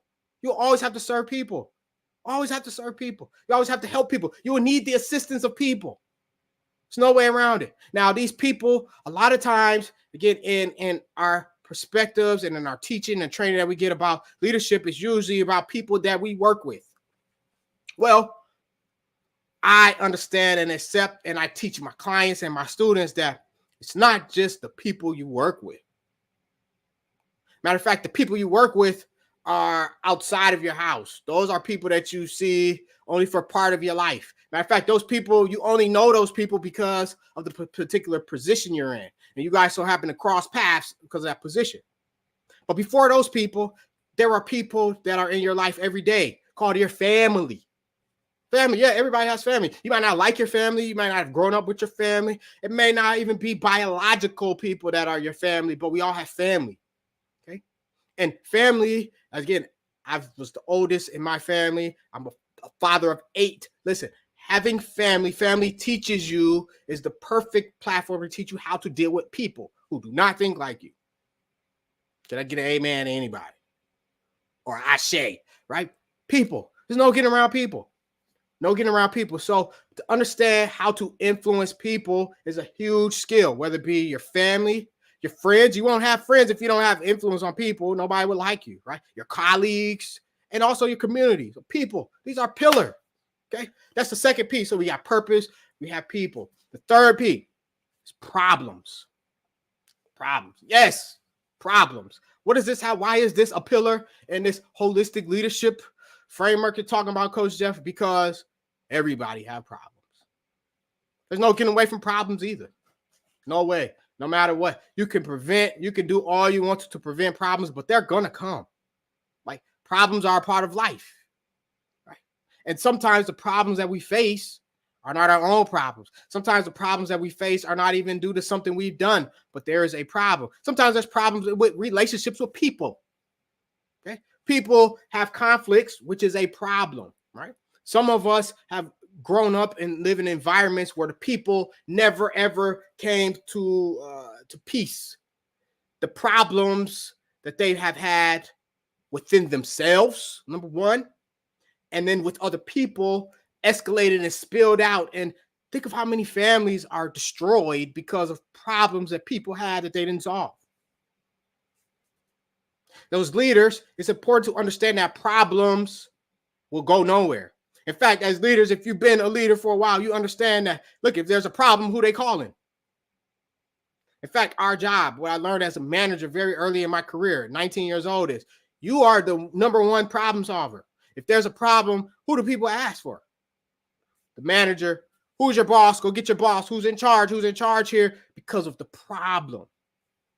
And so the ability and the skill set, the innate ability that the Creator gave all of us to solve problems is critical to your role, your life, your career as a leader. It's solving problems, identifying problems, right? Identifying the right goals and way to solve those problems, right? Creating strategies to solve those problems, right? And executing those strategies with excellence are key. If you don't have these skills, third pillar in your tower of leadership, of being a whole leader, is already in shambles. Problem solving skills. Listen, I've worked with hundreds of people, and so many people, there are certain problems that they run into that they can't overcome. And because they don't have that other pillar in place of people, learn how to deal with people, right? And knowing your purpose, they run into these problems, and all it takes is having the right relationship with the right people, and the problem could be solved. Yeah, just knowing the right people. Sometimes it's not even about money. Some of us have problems that we think is about money. And honestly, it's not even about money. It's the right people. Sometimes it's having the wrong people around you have you in problems that you don't even have, that aren't even yours, end up fighting battles that are not yours. Sometimes having the wrong people or having relationships with the wrong people cause you to be in situations that are detrimental to your life, your business, your family, relationships with other people. Problems, man. Problems. That's the third piece. So we have purpose. We all have purpose. Everything that exists has purpose. People. We all have to deal with people. We work with people. We need people. We are people. Okay? And if every person, every situation, every business has problems, there's no way getting around it, around having problems, but there's a way to solve problems, which is the next P, the fourth P in this tower. Fourth pillar is processes. Processes, yes. Purpose, people, problems, processes. What do you mean, Jeff, about processes? Well, everything that exists is because there is a process. Nothing happens outside of processes, without processing, right? Nothing just a snap of the finger and it exists. Even the snapping of the finger is the process. There is always a process. There's a process to solve problems. There's a process to step into problems, right? There are processes that work and there are processes that don't work. And if you, as the person who is the leader, okay, person who is leading, who is guiding, who's making an impact in the space, if you do not know the process necessary to solve that problem, you've already failed. If you don't have a process of finding the solution to the problem, you've already failed. Okay. And if the process you're using is not getting the results that you're looking for, that your organization is looking for, your people are looking for, the process to help you fulfill your purpose, if you don't know what that is, you have now a three-legged chair. Processes. Processes are everything. In fact, working with entrepreneurs, small business owners, even management, people who are in management positions, processes are the thing that gets most people in trouble. Most people have a disdain for processes. I have a disdain for certain processes. Think about one of the problems that people have in life is balancing or managing their time. That's a problem that a lot of people have. Again, as a father of 8, I'm telling you from experience, managing of time is a huge, huge thing. It's a huge thing. It's a huge problem that has obstructed my life in a lot of ways. But I've been intentional about processes, the right process to manage my time, so it will help, so that I'm not shooting in the dark. Okay, processes. As a manager myself, most of the employees or people that worked on my team, the issues that we had was with, this is the process that the company or organization has in place to handle this situation. And this is what I need you to do so that we can solve this problem. A lot of people don't want to follow the processes all the time. In fact, companies, we would hire managers to manage the process that's put in place. The purpose of the manager is, hey, we have created a process to make sure that our organization flows. This is the step 1, 2, 3, 4, 5, 6 that's necessary. And we need to invest in people who will maintain, who will learn this process and manage and make sure this process is followed day in and day out. And most of the classes that I had as a manager, or I still have even as a manager of people on my team, is the processes. Many people don't like processes. Many people don't have the wherewithal or discipline or want to. Because I don't even think that people don't have it. They just don't desire to. They choose to follow other processes, right? And again, processes is a part of our life. You think another word for process is system or habits, okay? These are words that might help tie this together for you, okay? We all have habits. We are creatures of habits. Some of the habits that we have, we didn't even intentionally put them in place, but we have them, okay? And so it's important to understand processes are key. So as a leader, as someone who is aspiring to be a leader, right, you might be facing some problems. But I promise you, there's a solution. You just have to discover the right process and stick to the process until that solution to that problem comes and manifests itself. That's all. Nothing too complicated. Nothing too complicated, I should say.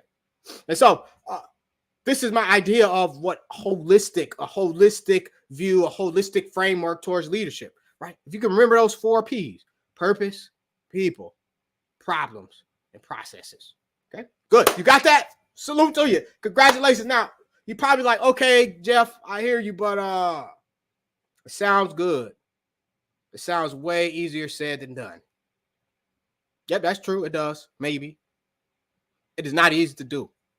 And so I want to leave you with something that can empower you, that could change. Again, you might think that it's hard, but it really is not too hard. Again, and the secret is in processes and systems. Okay, many people don't have the proper processes or systems in place. If you are trying to bake a 7-Up cake, shout out to all the bakers, everybody that makes 7-Up cake. I love 7-Up cake. So even if you make 7-Up cake and you would like for me to give my opinion on it, if you care about my opinion, you just have pride. Hey, you can tell me, you can send me some of your 7-Up cake. Cheesecake? What? Anyway, but we're going to talk about 7-Up cake. There's a process in place that's necessary. It should be a system you have in place to make that good, that finger-licking good 7-Up cake, right? There's a recipe, right? My grandmother had a recipe, a system in baking the best 7-Up cake that you will ever taste in your life. System, processes. Now, the problem with system and processes that we use sometimes is we usually use what I consider fragmented or broken systems. Fragmented or broken, okay?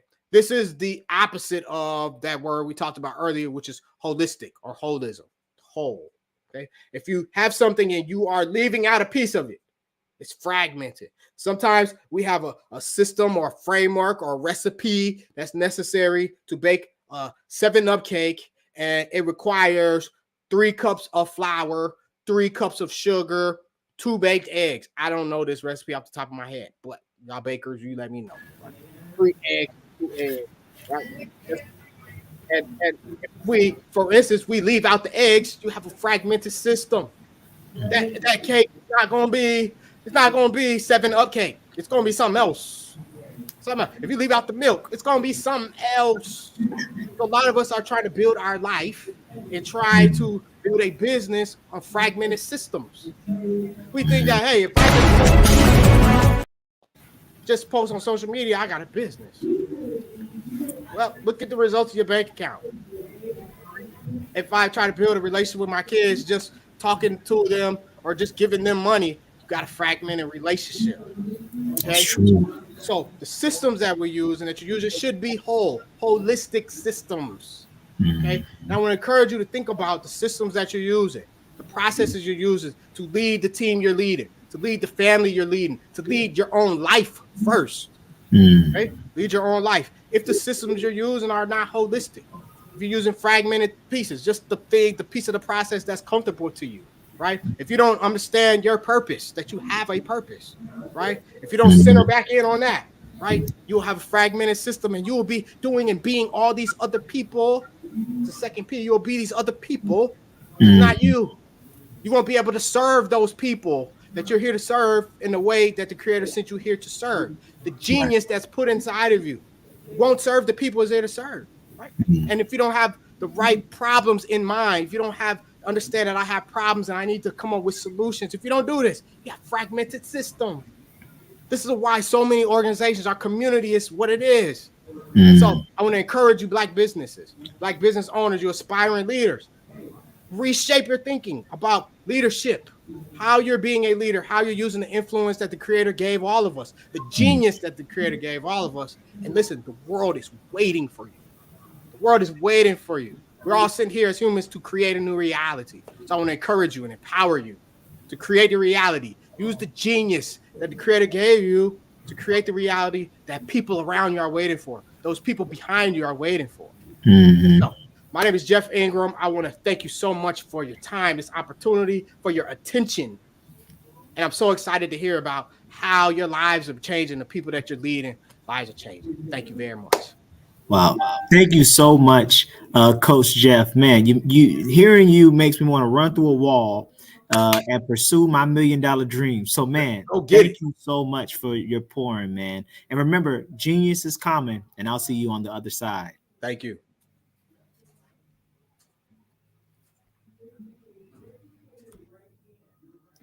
The Black Business Expo's mission is to raise funds for high school seniors going to college or K-12 entrepreneurs. The expo is a fundraiser for students. You may go to www.blackbusinessexpousa.com to donate to the scholarship fund, or use the Cash App at $BBXUSA. Again, that's $BBXUSA. Our goal is to give laptops and up to $5,000 to 10 students. Students can register online at www.blackbusinessexpousa.com. Every dollar counts, so we want to remind you to donate to the scholarship fund. We want to thank our Black Business Expo USA sponsors for January 2024. NC 100, Moody Capital Partners, Suede Soul, Lotus Ritchie Coaching and Training, Carolina, Virginia Minority Supplier Development Council, Step Management, BHS and Associates, Margie McLean Foundation, Inc., Genius is Common, Earth Essentials, Melaine Chennai Global, Executive Women's Success Institute, The Quality Coaching Company, Superwoman Business Services, Creative Force Studios, Lee Entertainment, Artistic App Design, and the Black Business Expo USA. And remember, genius is common, and I'll see you on the other side.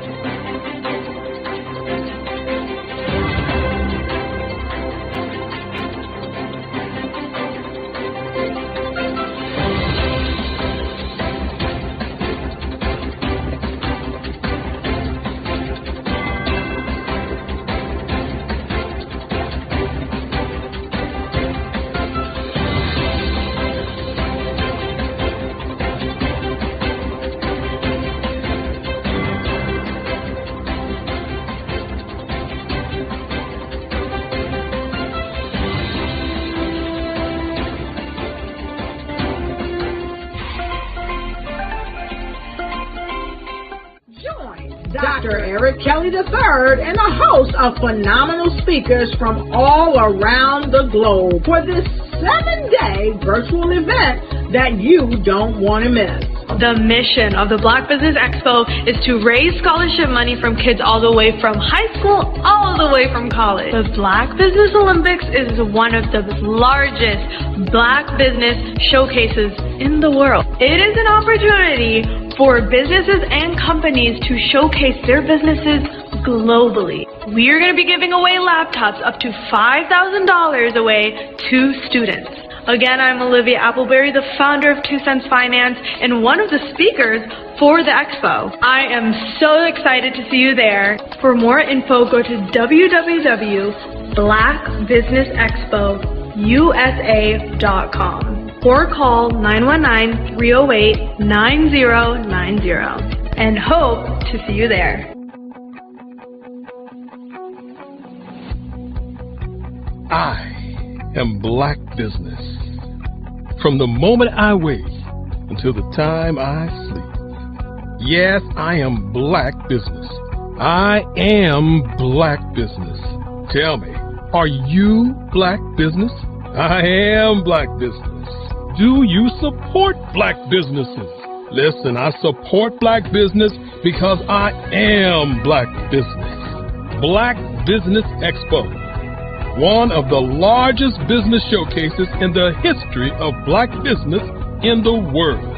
The world! Sign up today at www.blackbusinessexpousa.com or call 919-308-9090. I am Black Business. I am Black Business. From the moment I wake until the time I sleep, I am Black Business. I am Black Business. Are you Black Business? I am Black Business. Do you support Black businesses? I support Black business because I am Black Business. Black Business Expo, one of the largest business showcases in the history of Black America in North Carolina. Join Dr. Eric Kelly III and a host of phenomenal speakers from all around the globe for this 7-day virtual event that you don't want to miss. The mission of the Black Business Expo is to raise scholarship money from kids all the way from high school, all the way from college. The Black Business Olympics is one of the largest Black business showcases in the world. It is an opportunity for businesses and companies to showcase their businesses globally. We are going to be giving away laptops up to $5,000 away to students. Again, I'm Olivia Appleberry, the founder of 2 Cents Finance and one of the speakers for the expo. I am so excited to see you there. For more info, go to www.blackbusinessexpousa.com or call 919-308-9090 and hope to see you there. I am Black Business. From the moment I wake until the time I sleep. Yes, I am Black business. I am Black business. Tell me, are you Black business? I am Black business. Do you support Black businesses? Listen, I support Black business because I am Black business. Black Business Expo, one of the largest business showcases in the history of Black business in the world.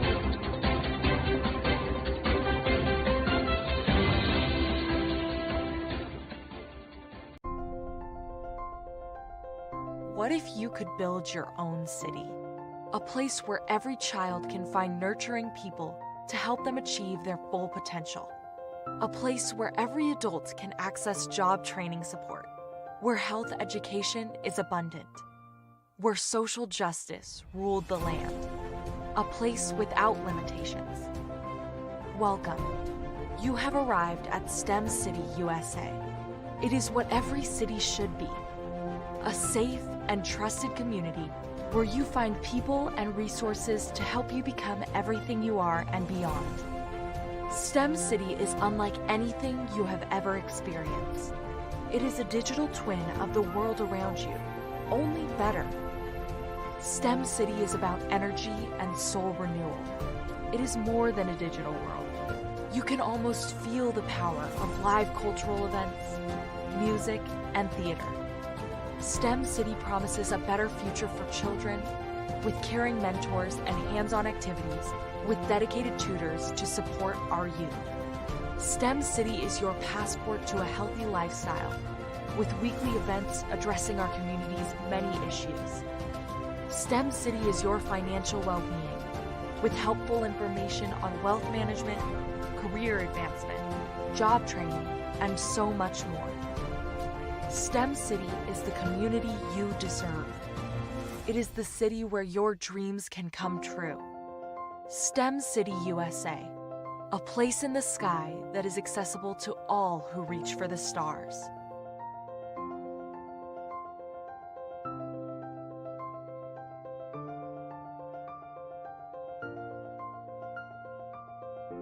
Hello, ladies and gentlemen.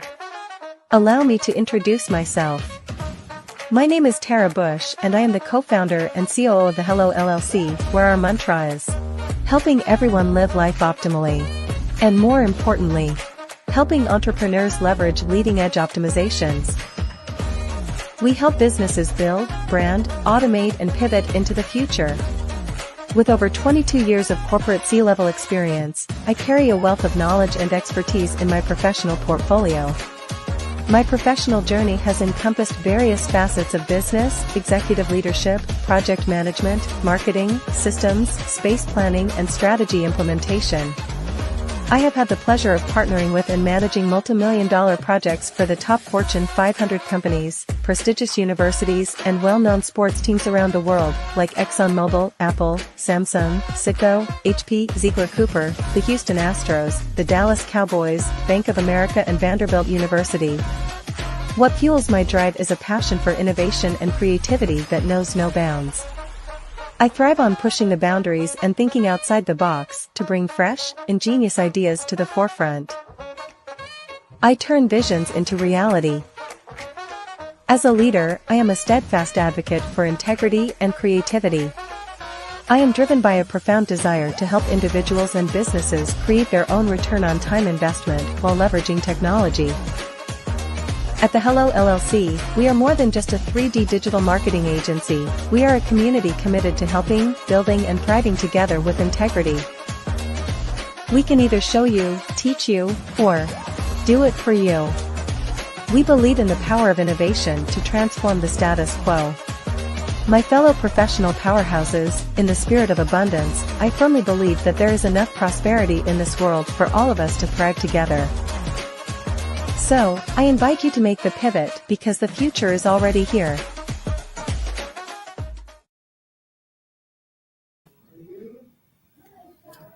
Good morning, business owners, entrepreneurs, thought leaders, and corporations, and welcome to the Black Business Network.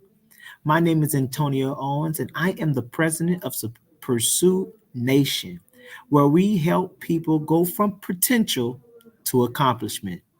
I'm your business moderator for the morning on the Black Business Network. The Black Business Network is a 24-hour business network showcasing Black businesses, business owners, entrepreneurs, and thought leaders worldwide. We have speakers from North Carolina, London, Singapore, Africa, Japan, and cities all over the United States. The Black Business Network is a global community sharing its business knowledge to empower, inspire, and educate businesses about business. Our next speaker is Renata Brown. Renata Brown is an award-winning CEO of Dreamspire TV and Dreamspire Publications. Ms. Brown's zeal for the arts and motivational speaking comes from being an artist. She is the publisher of 3 online magazines, Dreamspire TV Magazine, an arts and entertainment magazine, and emspire.com, which highlights entrepreneurs. Dreamspire books for authors and motivators. The publications have covered such events as the Stellar Awards, the Black Music Honors, and the NAACP Awards. She founded and executive produced the GANSPA Awards, which is the Gifted Artists Neo Soul Poetry Awards. From 2013 to 2020, from 2013 to 2017. Ms. Brown is an accomplished songstress, poet, and speaker. I present to you Ms. Renata Brown.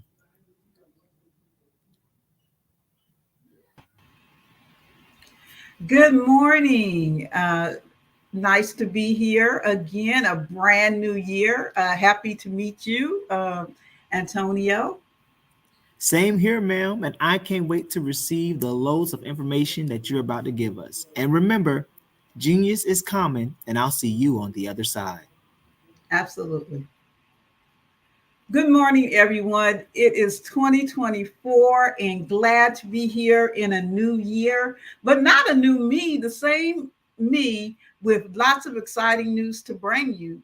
This morning, I am the collaboration as somebody donned me goddess, and we love to talk about collaboration, but we have a new thing that's coming up next month. So I'm here to talk to you about that. I'm here to bring you a guest speaker on this morning as well. We are talking about the Black Business Olympics Network Literary Edition that's coming up next month, the second week of the month. Just like we do for businesses, we will be highlighting everything about the literary world, authors, publishers, consultants, people from all different types of topics on books. So definitely be with us. We'll be talking to the fiction writers, the nonfiction writers. We'll be talking about children's books, ebooks, businesses books.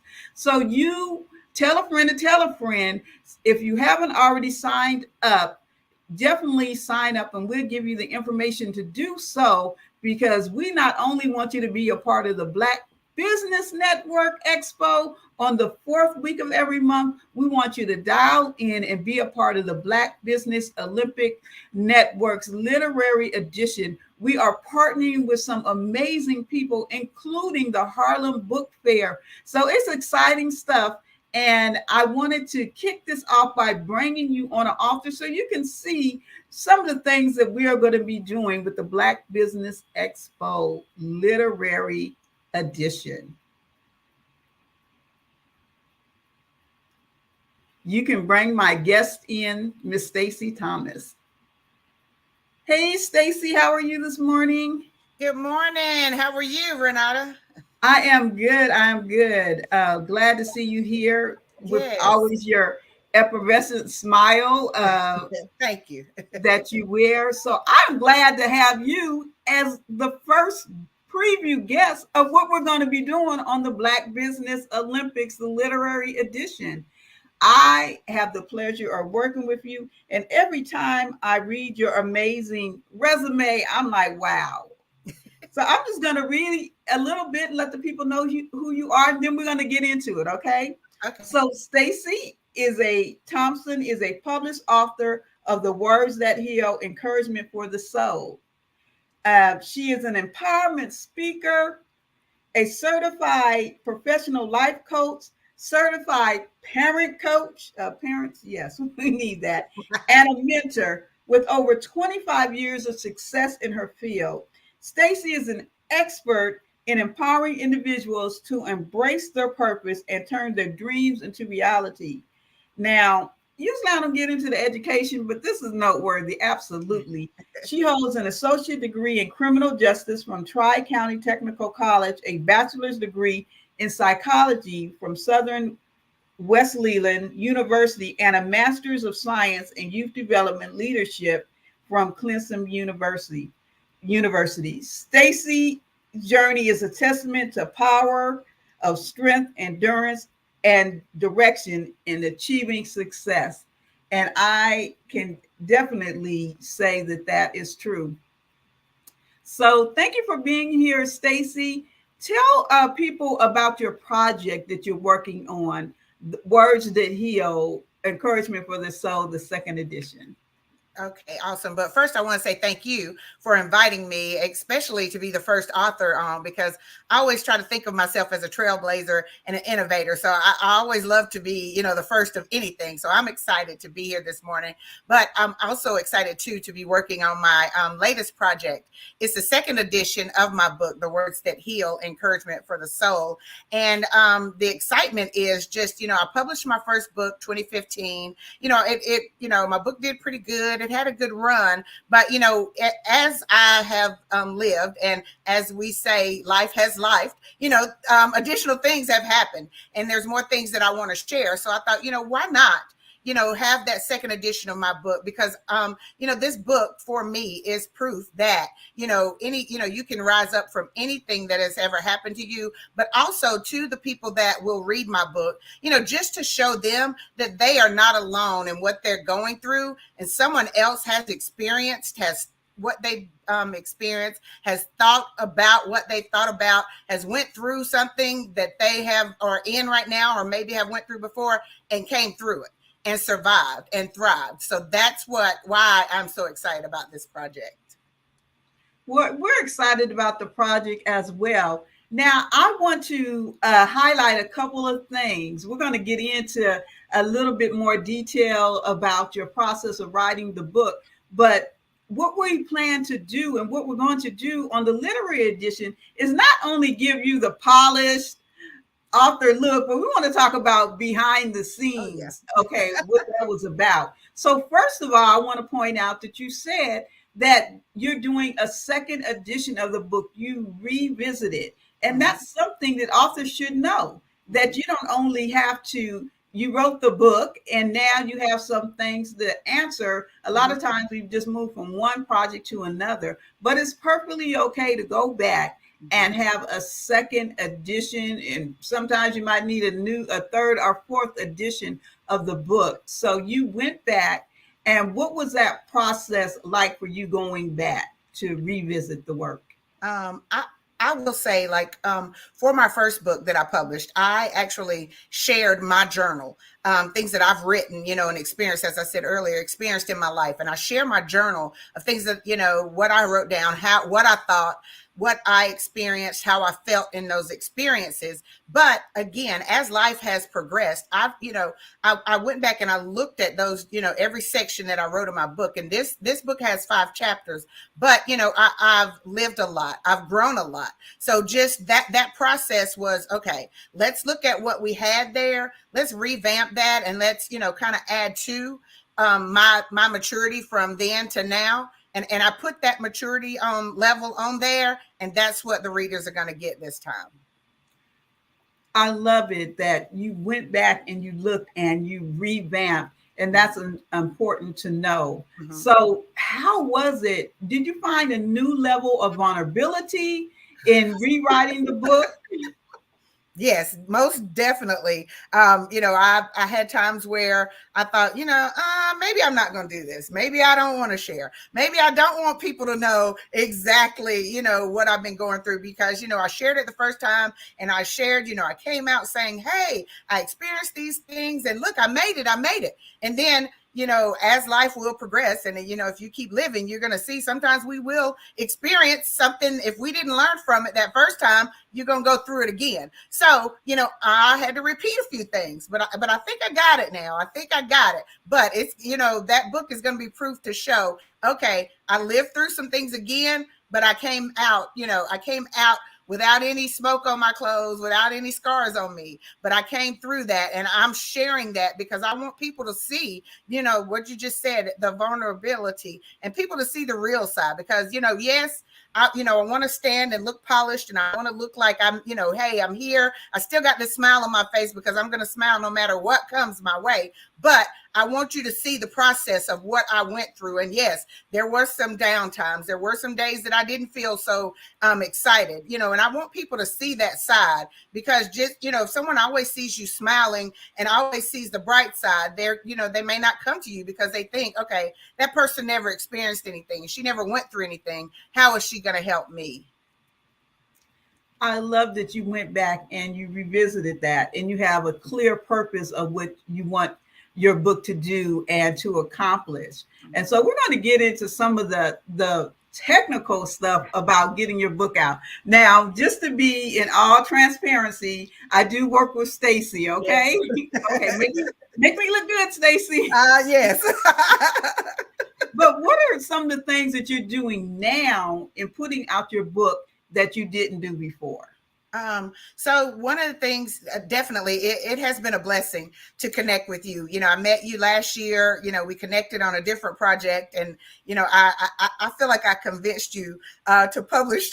You were saying, I don't know if that's something I want to do again or anything. And I was like, I feel like I kind of convinced you and, with a lot of pretty pleases. And, but I'm so excited to be working with you. But some of the things that I'm doing different is, definitely being more intentional about how I'm putting myself out there, being more intentional about my marketing, making sure that I put out a great product for people and not just, kind of half do anything. So I'm really excited and I love the push that you give me because I'm, constantly thanking you for pushing me and taking me outside of my comfort zone, to get out there, make sure I put myself out there consistently market myself along as my book, because not only are people buying my book, but they're also buying me as well. So just making sure that I'm being consistent and having that consistent presence out there. And so I really appreciate that because, it's very important, because if you don't, none of us know everything. So I know that I am the queen of staying in my lane. So when I don't know, I go to the person that I know, that expert that I know, can push me and put me in the right place that I need to be. And I'm so excited to have connected with you and to know that, if you're going to go for this, make sure you have someone that has done this before and has walked this before so that they can show you how to achieve what you're trying to achieve. And attitude is everything. You just absolutely have been a pleasure to work with and to go on this journey with you for sure. And a lot of times authors want to write. They just want to write and tell the story.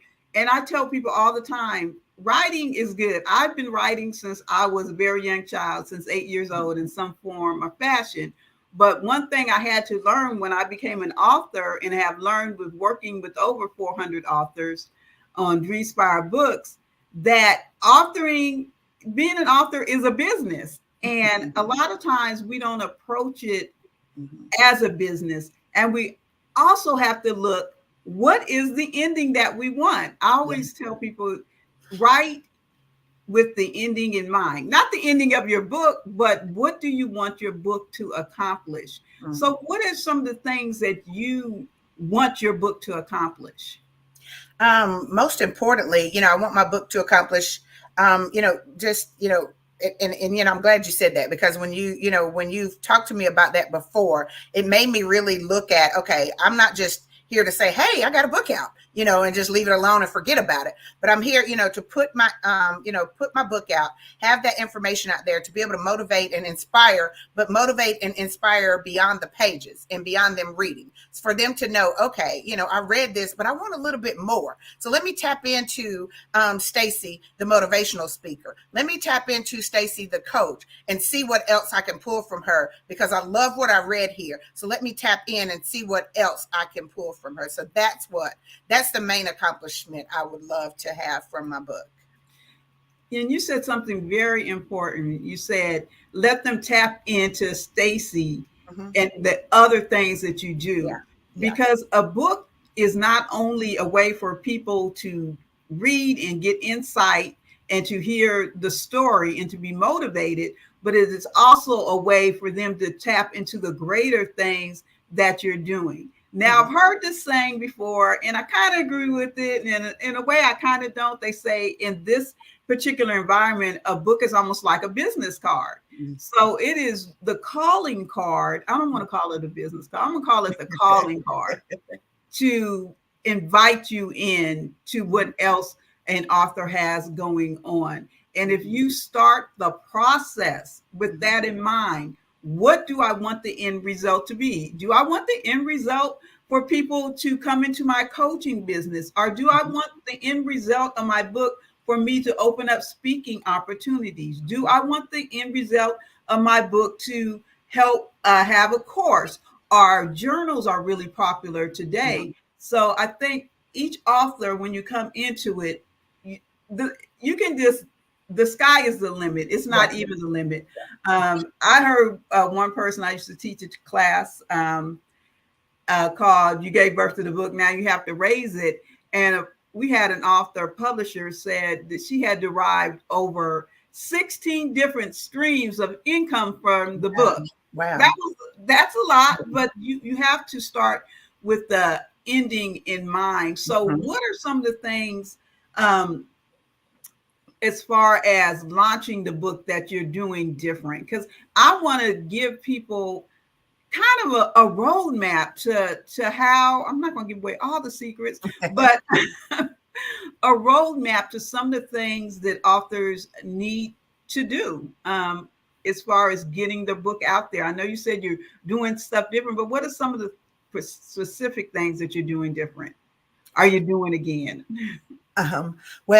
Here, one thing that, especially with writing my second edition of my book, one thing that I constantly reminded myself was, don't be afraid. Don't be afraid to share, what you want to share with your audience. Don't be afraid. Don't worry about who's going to read it, if anyone is going to read it, because there is someone out there. You do have an audience. So that's one thing that I made sure that I, took that negative thinking from my mind, and I approached it differently this time, and saying, you know what? Okay, I'm not going to be afraid to share, exactly what I experienced. I'm not going to sugarcoat anything. I'm not going to, change it up just to, not offend anybody or maybe step on any toes. I'm not concerned about that, because I'm sharing to speak to that person that, that person that, or those people that need to hear what I have to say. So I took that different approach. And, one thing that I'm doing different is just being more consistent with getting out there, getting myself out there, doing more videos, posting more videos online, taking advantage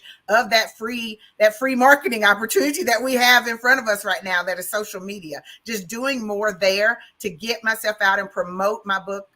Throughout my book, I do have, Stacy P Speaks as my a motivational speaker. And I also have what I call Stacy quotes, and they're in my book, and I share them a lot. But that's one thing that I'm doing is, sharing some of my Stacy quotes from my book, and sharing those consistently, and sharing them with people, and just putting a little thought, and, trying to get some dialogue going with people about, that Stacy thought, and getting them to conversate and, what they think about that. And I do have people that, they may not comment under the post, but they may reach out to me, in my inbox, and they may DM me and say, you know what, that really spoke to me, or that really blessed me. And, that touched me because I've thought the same thing, or I've experienced the same thing. So just not being afraid to put yourself out there and know that you do have an audience. So that's the biggest thing that I would say, to make sure that you do. And that's what I'm doing differently, because, like I said, because when you're sharing, it can be, it can be scary. because you're sharing,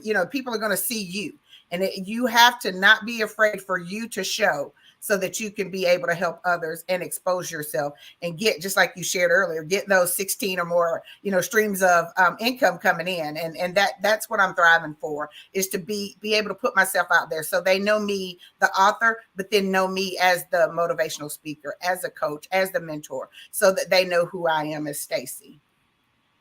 That's awesome. And you're doing a great job. So I'm going to put you on the spot.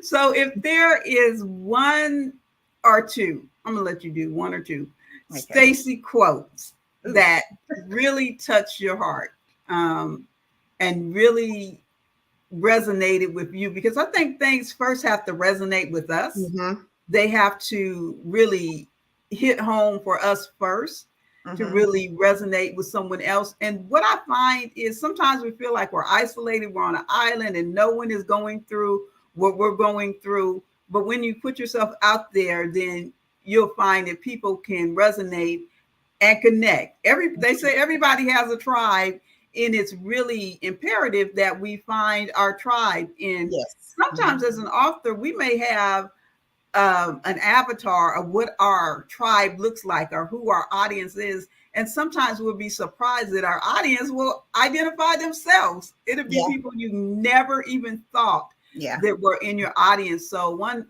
thing that I want to stop before we get to the quote is understand that your audience can identify itself, and that you can't be afraid to redefine who your audience is. When I talk to an author and they say, "Who's my audience?" Oh, everybody. Everybody is not your audience. You have to define that. And once you even define who your audience is, there's opportunity to redefine that based on who is resonating. You may not think, and then that also opens up another area that, okay, well, this is an audience that I didn't think that would relate to me. And now you say, okay, well, how do I continue to reach them? And that's another awesome way to connect with people. Go ahead. Let's hear some. Okay. And of course, you see, I'm looking it up because I have nothing memorized. I don't think. Oh, please. Memory is not, no. I don't know where all that brain space went when I used to memorize stuff. But one Stacy quote that I definitely want to share is, "The journey will not only lead you to your goals, but also bring a deep sense of fulfillment and spiritual growth."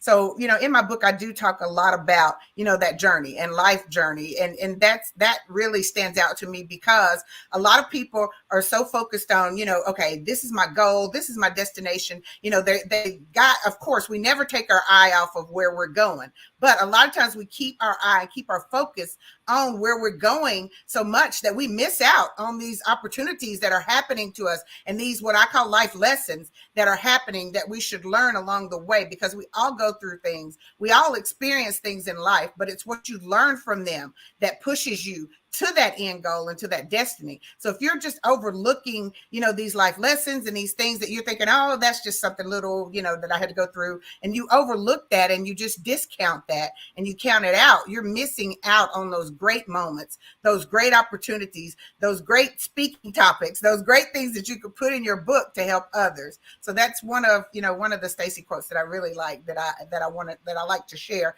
And, like I said, I love to share them and then be able to expand a little bit on there, just give that nugget to where, you reach that audience, like you said, because I love what you just said. A lot of times we do try to define our audience and who we think our audience is, but you're absolutely right. You do have a tribe or an audience that will find you, and you think, whoa, this isn't who I thought I was going to reach, but it turns out to be a blessing in disguise for you. Awesome. And definitely we have to take those moments, especially as busy women doing, we have so many things that we're doing seemingly all at once. And we can, sometimes we're looking so far ahead that we forget to really embrace the moment that we're in. And I think I know that's a message that can resonate. Yes. When I talk to people, and I talk to people a lot, especially Black women, and they have so many things that they're doing, and I turn around and say, "Oh, you mean you're a Black woman?" Yeah, okay. exactly. because you have a lot going on. Yeah. So definitely share another one of them with us. All right, I surely will. Hold on one second. Let's see what's another.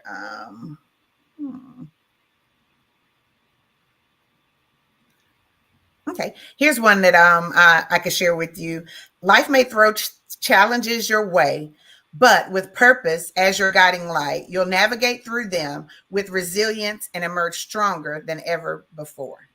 So that's just another Stacy quote again. Like I say, I live by example, I feel like. So, I do, and I can say, in my years of being here, and and I'm not been here a short amount of time. So, but in my, I'm not afraid to share my age. In my 52 years of being here, I have experienced some life challenges. It goes back to, me having my son at a young age, raising a Black man as a single parent, and doing a great job, I might add, of, having a young Black man that, was not a statistic, was not one of the stereotypes. I've been on welfare before. I've been on food stamps before. I had the paper food stamps, that changed over to the card. So, I've been there and I've done that, and I made it work for me. But, just knowing, those life challenges, they come at us. And if you haven't experienced any, like my grandma always would say, keep on living, honey, because you will. But just, know that you can get through those and use those challenges to propel you. And don't let them stagnate you. Don't let them hinder you. Don't let anything that comes at you halt you. One thing that one of my mentors, something that she said to me, I went to a conference a couple of weeks ago where she said it to everybody, but I always think, it's coming directly to me. When things come at us, she said, switch that around and don't look at it as, why is this happening to me? But think of it as, okay, this is happening because of me. So this is not happening to me. It's happening because of me. And it's happening because I'm here. And it's happening because I'm supposed to live through it and share my journey through it and be an example to others. So it's all about your outlook and all about what you're speaking and how you're thinking when you experience anything that comes at you at life. So you just, got to take those challenges and just work through them and use them for your good and use them to get you where you're going. Absolutely. I love that. It's happening because of you. And that we're still here. We're still here to tell the story. Yes. So I'm going to take you way back. Okay. Well, not way back. But in 2015, when you first had your journal, where did you make that leap from, this is my journal, now I want to share? What was that thought process like for that? So where that came from is just, the many times of, you talked about how, you hear, women saying, oh my goodness, I've got this going on, I'm doing this. And you think, okay, yeah, just like you said, okay, you're a Black woman, but just being, around other women and being a lot of times just being at, the hair shop, being at the hairdresser and just hearing, women talk, or being in other locations and hearing people talk about, things they're going through, things that are bothering them, even on social media, and just thinking, wait a minute, I've been through that. I'm experiencing that. That's something that I've written in my journal. And it surprised me at how many times I would be in, environments or be in places and hear other people talking and just, watching them and looking at the despair on their faces of things that they're going through. And I think, man, I just wrote about that, a month ago. And I wrote it down because that's what you talked about, how, you felt like you started writing when you were 8. That's what I do. Anytime that anything I'm experiencing in life, or anything that's weighing me down, I write. I get it off my chest and I write. So that's what I do. I write it down and I write down what's going on. And most importantly, I write about how it makes me feel and then what is going to happen. Because for me, I have a strong faith. So I listen to God, and whatever he tells me, that's what I write down. And then that's what I start doing. No, I don't get it right the first time. Sometimes I may ignore him because what he tells me may not be what I think, sometimes is right. But then I realize, okay, I got to back up because I should have did it the way he said it the first time. And that's, that's what I'm sharing. And that's what I have shared. But that was the reason in 2015 was because I heard so many other people going through things that I've been through. So I thought, you know what? If what I've been through and how I healed, it helped me. So maybe it could be a help to somebody else. So that's how I got started. Definitely. That's awesome that you came at it from a point of I'm healing. I like what you said at the end, how I've healed, and now I want to share, because sometimes people share, and healing is a process, but sometimes we can understand through the writing that maybe they haven't been through that process yet. So and it doesn't look, and that healing doesn't look the same for everybody, because Absolutely. so just like, just as I'm sharing what I've been through and how I've healed, it's not saying it's cookie cutter, but it's saying, hey, this is what I did. This is what I did. So you could come up with your own process. You could come up with your own steps, your own strategies, your own game plan, and work through it just as I did. Sure, it is definitely an individual journey, and it's a journey that we're never there yet. It's always healing that is taking place. Yes. Now, I know one of the stories in your book that you address, and I think it's a story that needs to be told, especially coming from a woman of faith, because I grew up in the church and all of that. And I know when it comes to marrying, it's like, okay, I know this is the one. And it seems like sometimes things happen. I'm going to let you tell that story. I'm not going to give away. But I want you just to share that story. So I want people to understand why they need to kind of dig in and get this book when it comes out. So yes, I did decide, and because you're my publisher, but I did decide to, okay, I need to share this in my book. But yes, I did experience, a situation where I was married for, I walked away from it, 14 months after the marriage. And that when you talk about being vulnerable and sharing that experience, that right there for me was like, oh my goodness, should I put this out? And I have already, I did a whole event last year where I shared my story, and shared, it's titled Repurposing the Pain. But I wanted to tell my story and share my story, because nobody else can tell my story but me.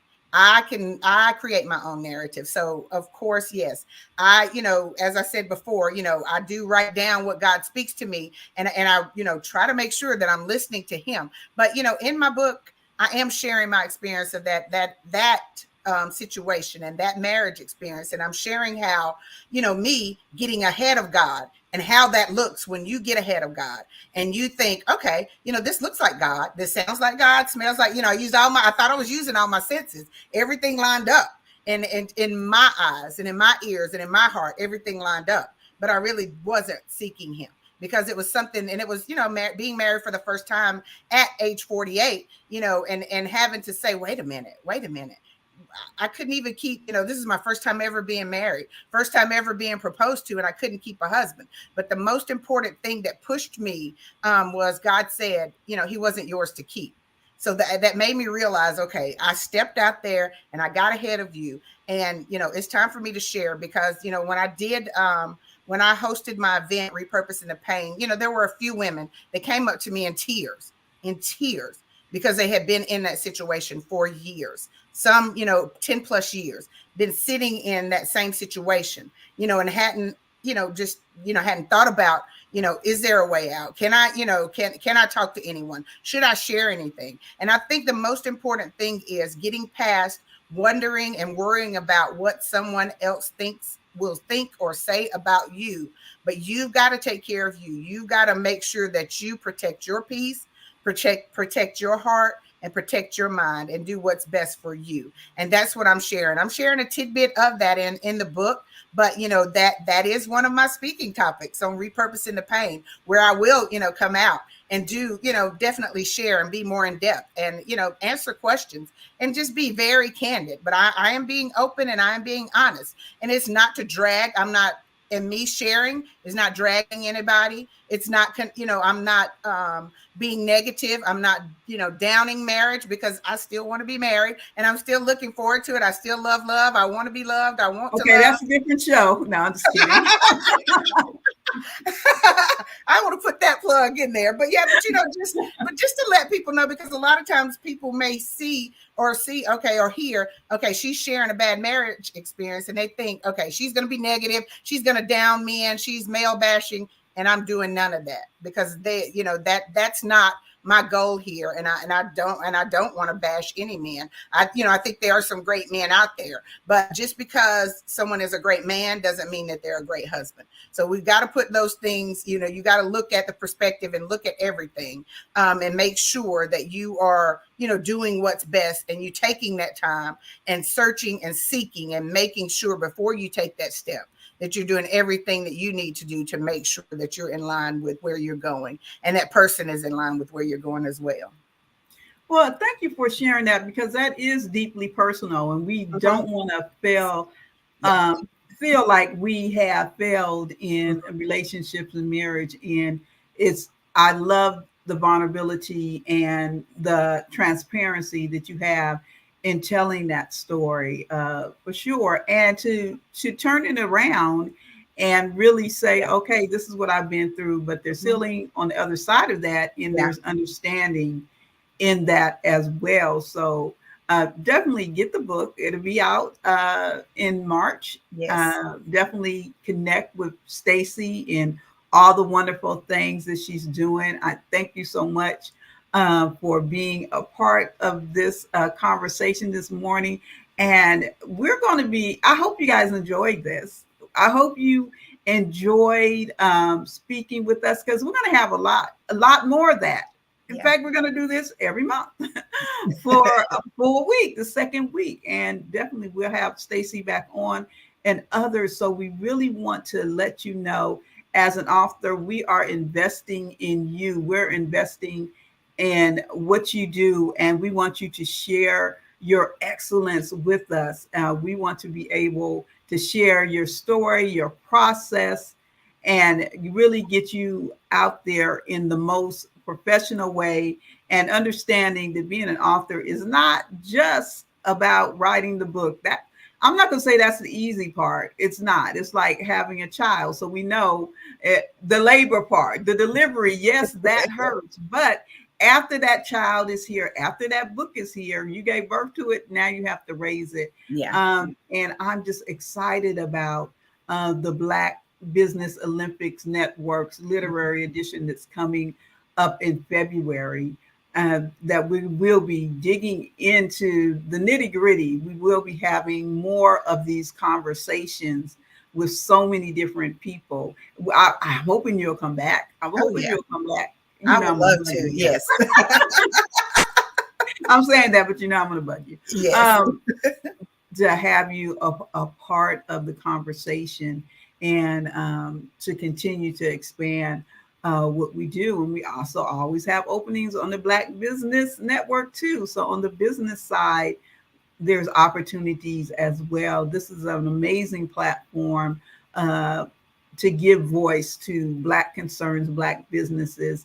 And so we want to continue to move it forth. This is January, and the kickoff this year for the Black Business Olympics, what we're kicking off the Black Business Literary Edition in February. And oh my goodness, we have some other things that are coming up with this. I'm excited about having the Harlem Book Fair. That's a big one, 51,000 authors strong that are a part of it. And we're going to even be simulcasting the kickoff with the Black Wall Street physical location in Stonecrest, Georgia. So there's a lot of exciting things. And you get to meet people like Stacy. Yes. You get to meet so many people that are doing amazing things and are lending their voices and are not only writing the books, but getting the books out there and making a difference in the world. I'm just going to say it, making a difference in the world and making an imprint in the world. You never know who needs to hear your story and what you have to say. And it may be the difference, a life-changing event in their lives, as it is our stories move up on us and they make differences in our life. Is there one last thing before you go? I'm gonna be on for a couple of more minutes, but before you go, that you would like to share with our audience? I guess the one last thing, just like I said, earlier, just to expand a little, about, being an author and writing, just as I said, just don't be afraid to put yourself out there. Don't be afraid to share. Don't be apprehensive about wondering, or will anyone attend? When I launch my book, will anyone come? Will anybody purchase your book? Don't think those things. Just do, if it's in your heart and that's a desire that you have, it's there for a reason. So you got to act on that, because anything, I always, when I talk and I do a lot, I speak a lot about purpose, and a lot of people are, saying, people, young people, older people, I don't have a purpose. I don't know what my purpose is, and I always say it's that passion. It's that thing that you wake up, thinking about. It's the thing that excites you. So if you have that in your heart and you want to share, and there's something that you want to share and share with others, do it. Take that step, connect with someone. Renata's a great person because she's really pushing me and she's helped, but connect with someone that's going to help push you and put you in the right place, and don't be afraid. A lot of times I think some people are, they want to try to do things on their own because they feel like if I'm connected here, that's going to take some of the spotlight off of me. It's going to put the spotlight on them. No, you're going to shine because you're supposed to shine. Don't worry about anybody else, because nobody can steal your shine. So don't ever be afraid. Don't ever be afraid to step out there, and make sure you connect and find someone that's going to help you and help you get to where you're going. And just, put yourself out there, because you're not going to know until you put yourself out there. And the only way to succeed is to take that step. So that's what I would like to say. I love it. I didn't pay her to say any of this, honestly. Stacey is such a delight to work with.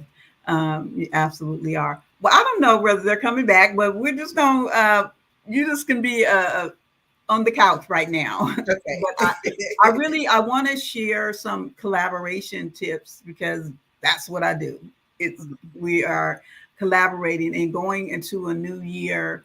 I want you to be this year intentional about your collaboration, because that is what's going to take you from where you are to where you want to be. I want you to get a collaboration plan. And that means sit down, write out at least 10 goals, of how you're going to collaborate. And what that looks like. So one thing that I'm being very intentional about this year is doing more speaking engagements, because I get asked a lot to speak. And a lot of times I'm just like, I just turn it down. I'm doing something else and I'm not very intentional. I shared this story with some people, and it's kind of funny, but it kind of isn't. So a couple years ago, when I was still doing the award show and I was doing my promoting, and someone came in my inbox and they said, "Can I please speak to the person in charge?" And I had to kind of chuckle, but it really let me know that sometimes as business owners, we don't step out in front of our businesses. We don't get in front of what we're doing. It's so easy for us to put what we're doing, other people in front of us. But as business owners, there's one of the intentional ways that you can collaborate is make sure you step out in front of what you're doing. Make sure that you put yourself in the forefront. So that's one thing I'm intentional. So you'll be seeing me not only talking with other people about other things, but you'll be seeing me talking about me and what I do. And as owners and founders, a lot of times we put ourselves behind our business. But this year, 2024, is the year to stand out in whatever you're doing. Even as an author, stand out in front of your book, because your book is that calling card. One of the other things you want to do is set specific goals of what that looks like. So my goal is to be out in front of other people. Yes, I get asked a lot to speak, but there's some platforms that I want to speak on. So say, okay, I want to do this person's podcast. I want to do this streaming show. I want to have this live event. So set some goals. Goals to me are like bowling pins. And the more you're in there throwing those balls, the the more chance that you have an opportunity to hit something. Okay, everything's not going to be a gutter ball, but you got to get out there and knock those goals down like bowling pins. But you have to set them first. Reach out to different networks, because sometimes, we get so comfortable. We want to just, us four and no more. No, get out and talk to people that you wouldn't have ordinarily talked to. So get out there and shoot for the stars. So I'll tell you about the magazine and the platform we have for people in the entertainment world. When I first got into the space during the award show, I knew there was some people that I wanted to interview. And so, first of all, I got people, the low-hanging fruit, that said yes. And I had some pretty amazing low-hanging fruit, I must say. I'm not going to say that they weren't. We came out of our first cover with Natalie from Flowetry on our cover. So we had some pretty easy, some pretty amazing low-hanging fruit. But then I went out and I made a list, and I just sent some emails and saying, hey, this person was on our platform. We would love for you to be on our platform because you would be in good company. So use the relationships you have to position and leverage yourself into other places. And don't limit yourself. I often tell the story about connecting with Dr. Matthew Knowles, Beyonce's father. It was suggested to me on LinkedIn that we connect. And I was like, okay, that name sounds familiar. And when I realized who it was, I was like, why not? Because what's the worst thing you can say is no, or just not do it. I sent the invitation. I didn't even look at it. I was like, it's sent. Next thing I know, when I looked at my network, lo and behold, who was my connection, sent out a request for an interview. Crickets. For a whole year. But a year later, they came back to me and asked me, was I still interested in the interview? So one of the things you can do to intentionally connect is go outside of your sphere of comfort. I don't say to myself, why not? In the sense of, why can't I not do this? I'm like, why not?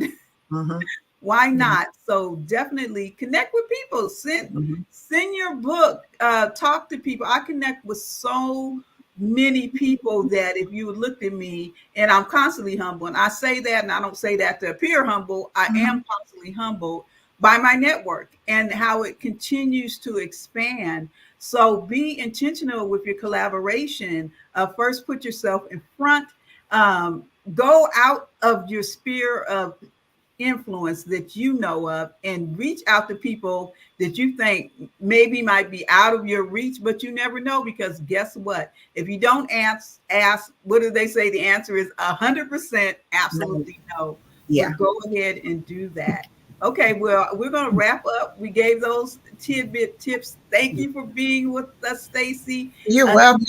Thank you. Another month down. And like I said, we see you now, but we will see you in February as well. Thank you.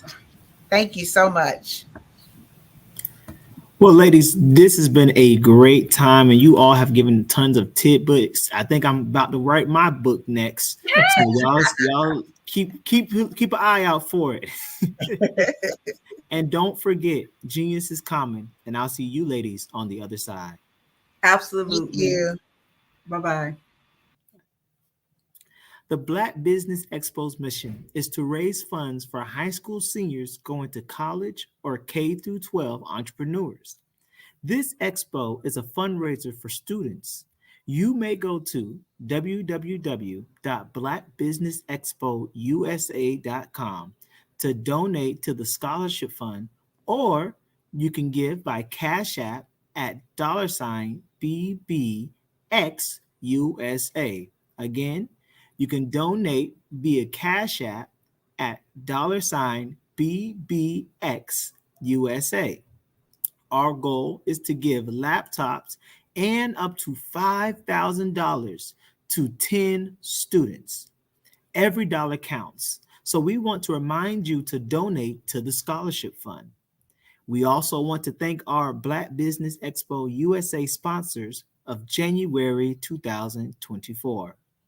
NC100, Moody Capital Partners, Suede Soul, Lotus Ritchie Coaching and Training, Carolina, Virginia Minority Supplier Development Council, Step Management, BHS and Associates, Marjorie McLean Foundation Incorporated, Genius is Common, Earth Essentials, Mullane Shania Global, Executive Women's Success Institute, The Quality Coaching Company, Superwoman Business Services, Creative Force Studios, Lee Entertainment, Artistic App Design, and the Black Business Expo USA.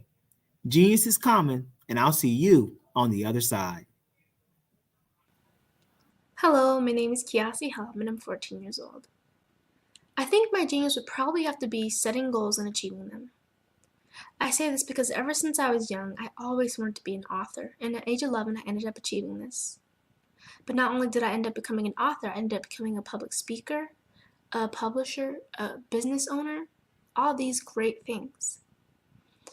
The name of my business is Written by Kids Publishing Company. I decided to start this company because I thought it was important for me to help kids my age express themselves through literacy and just achieve their own goals. Because to me, achieving goals is the best thing in the world to feel. It's you just achieving things and aspirations that you set for yourself. And I know that everybody is capable of this because even if you don't end up achieving the goal, you still tried your best, and that's the most important thing. And everybody is capable of this because genius is common. Thank you.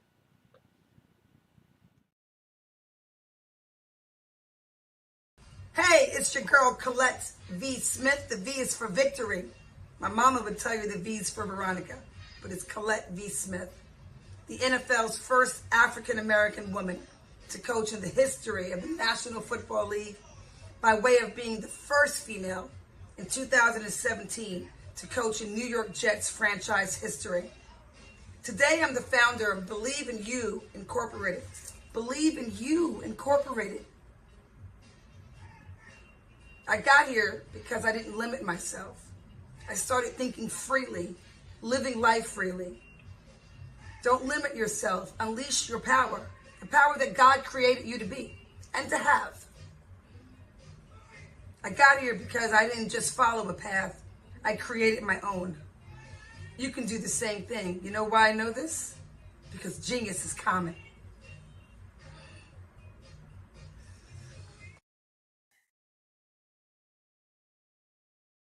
Hey guys, my name is Caden. I'm the CEO of Caden Teaches, and my genius is teaching kids about financial literacy.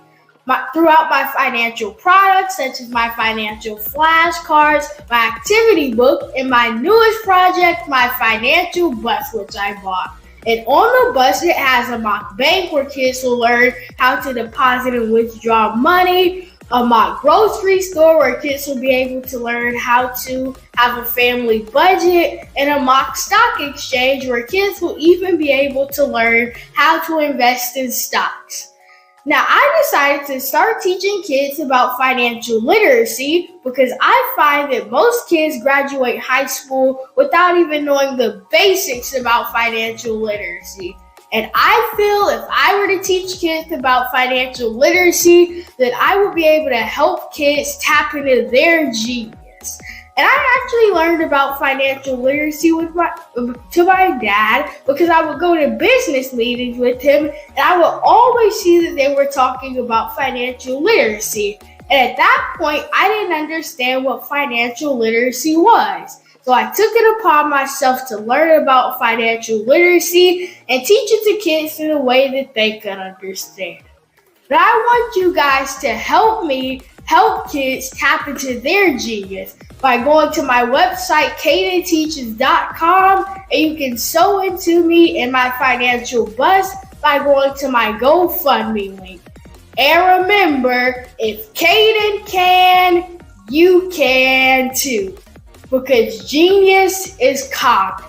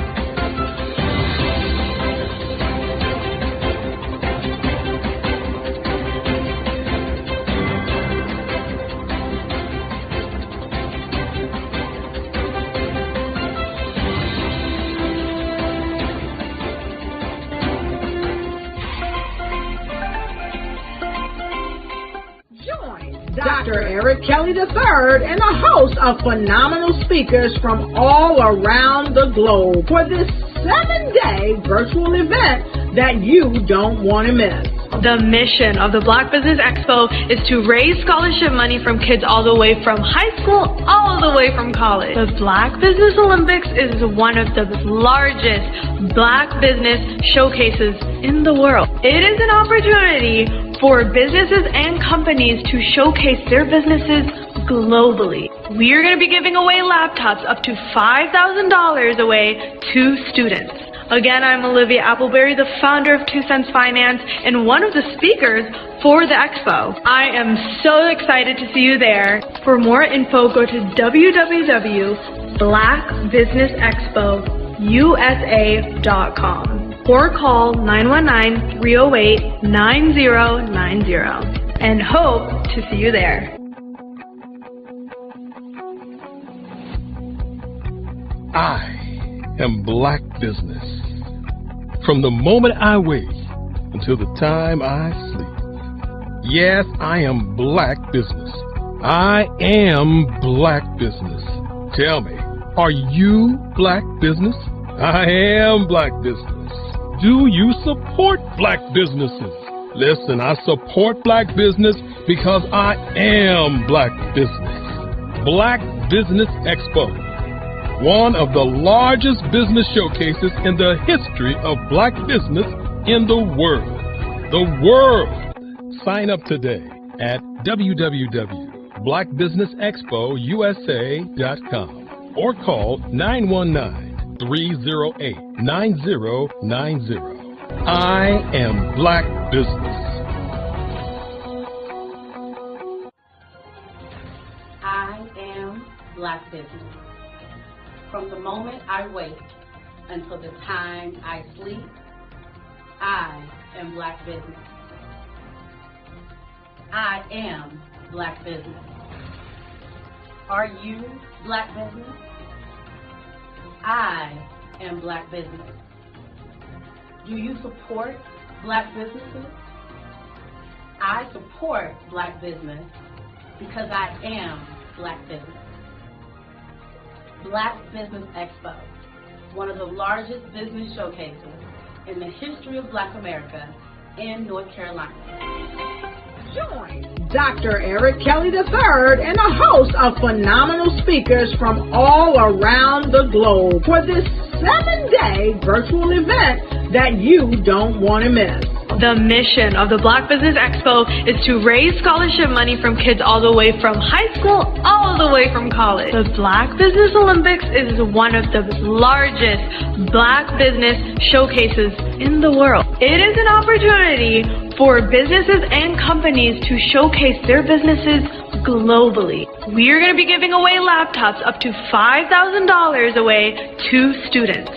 Again, I'm Olivia Appleberry, the founder of 2 Cents Finance and one of the speakers for the expo. I am so excited to see you there. For more info, go to www.blackbusinessexpousa.com or call 919-308-9090 and hope to see you there. I am Black Business. From the moment I wake until the time I sleep. Yes, I am Black Business. I am Black Business. Tell me, are you Black Business? I am Black Business. Do you support Black businesses? Listen, I support Black business because I am Black Business. Black Business Expo, one of the largest business showcases in the history of Black business in the world.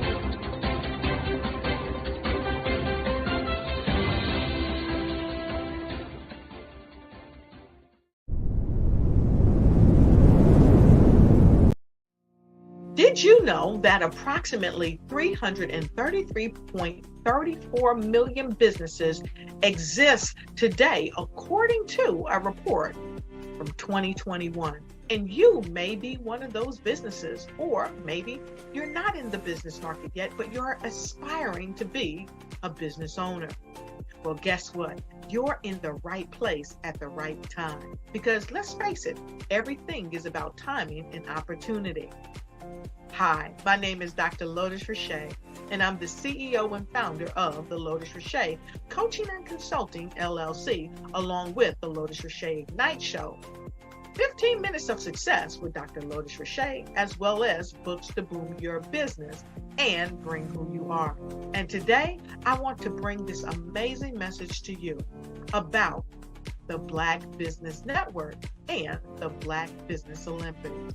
See, the Black Business Network and the Black Business Olympics is designed to help people just like you, that's right, that look like me, to take their business to the next level. Not just in your front yard or your backyard, but globally. The Black Business Network and Black Business Olympics is designed not to just help you survive, but to help you thrive. So join us today as we come together with businesses all around the world to support our students, our children, our young teens, our young entrepreneurs. What we do is we come together to help raise funds for students who are aspiring to be business entrepreneurs, who are aspiring and who are thriving in college. We endow them with a wonderful opportunity to gain scholarship of either a laptop or several thousands of dollars. And we invite you to help be a contributor to this amazing opportunity to help someone that looks just like you. So join us today at our website and let us connect with you and help you ignite and take flight in every area of your life on the Black Business Network and the Black Business Olympics. I'll see you on the other side.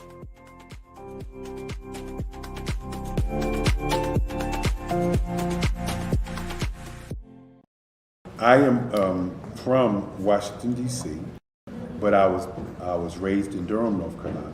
I came to Durham when I was about 5 or 6, and then I traveled back and forth to D.C. because it's where my people are from.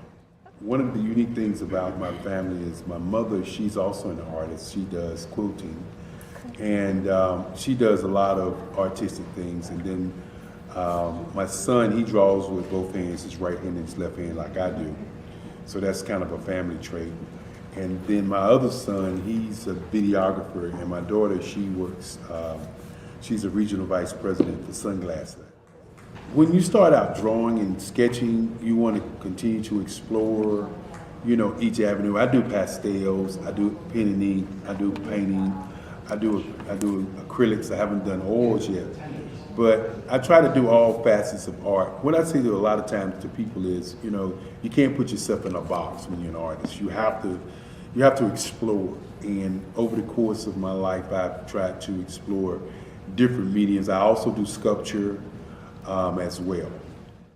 I choose my subjects by the intensity that they have in their faces or the intensity that somebody is moving, because I do more than portrait drawings. I also do I do abstract, and then I do figurative drawing also. Well, what happened in this particular show is that I started out trying to come up with something that would be a little bit different than what everybody else is doing.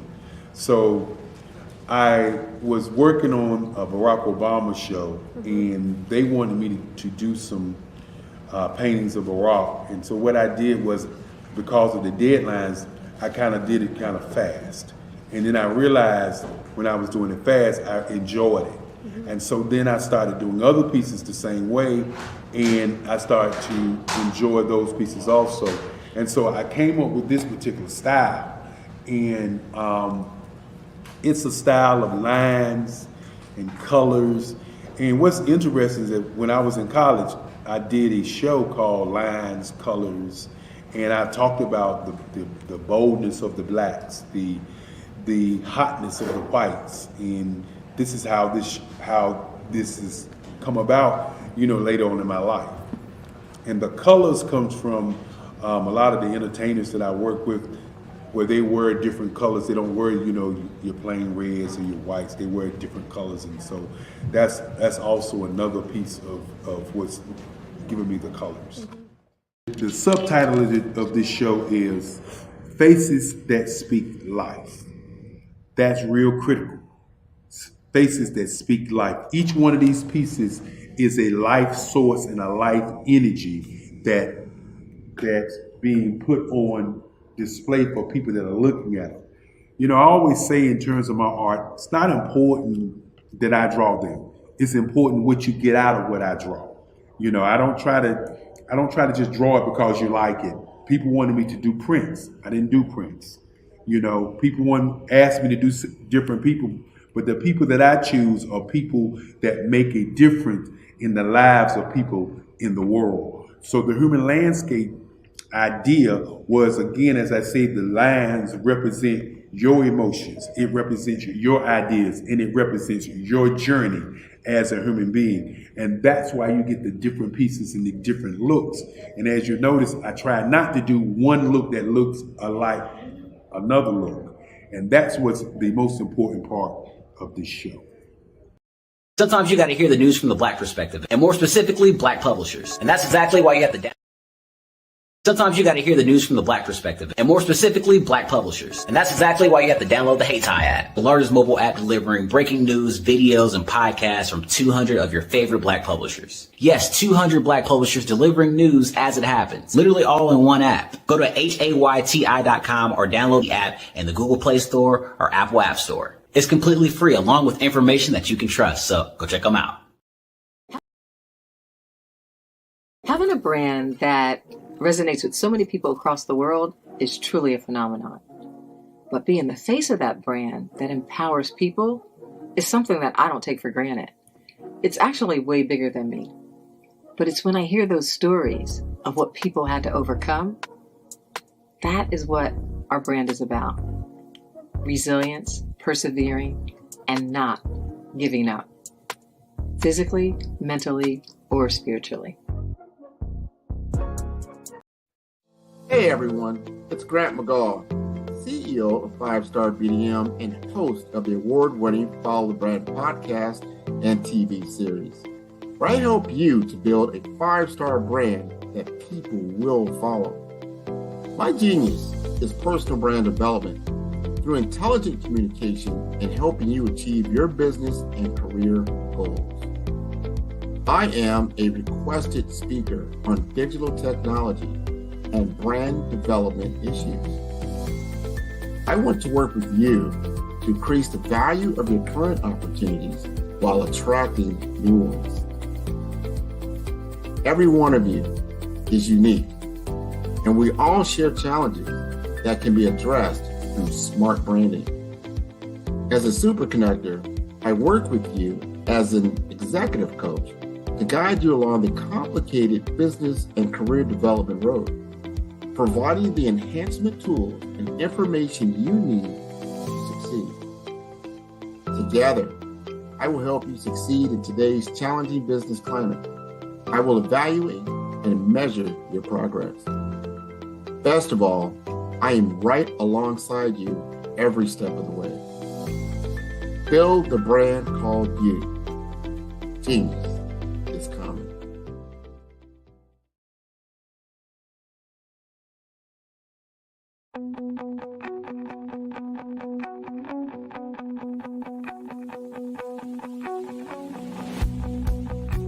I am Black Business.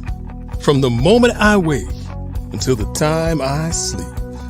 Yes, I am Black Business. I am Black Business. Tell me, are you Black Business? I am Black Business. Do you support Black businesses? Listen, I support Black business because I am Black Business. Black Business Expo, one of the largest business showcases in the history of Black business in the world. The world! Sign up today at www.blackbusinessexpousa.com or call 919-308-9090. I am Black Business.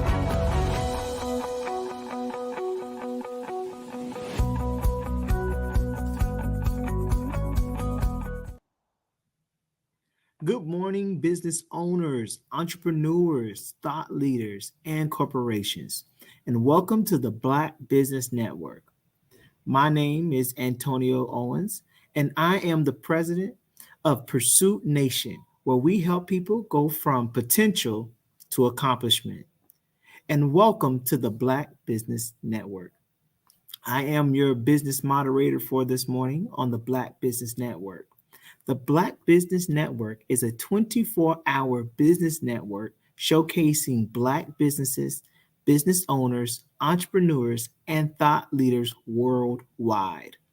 We have speakers from North Carolina, London, Singapore, Africa, Japan, and cities all over the United States. The Black Business Network is a global community sharing its business knowledge to empower, inspire, and educate businesses about business. Our next speaker today is Dr. Tandra Price. Dr. Price is a seasoned sales professional with over 20 years of experience, based in Oklahoma City.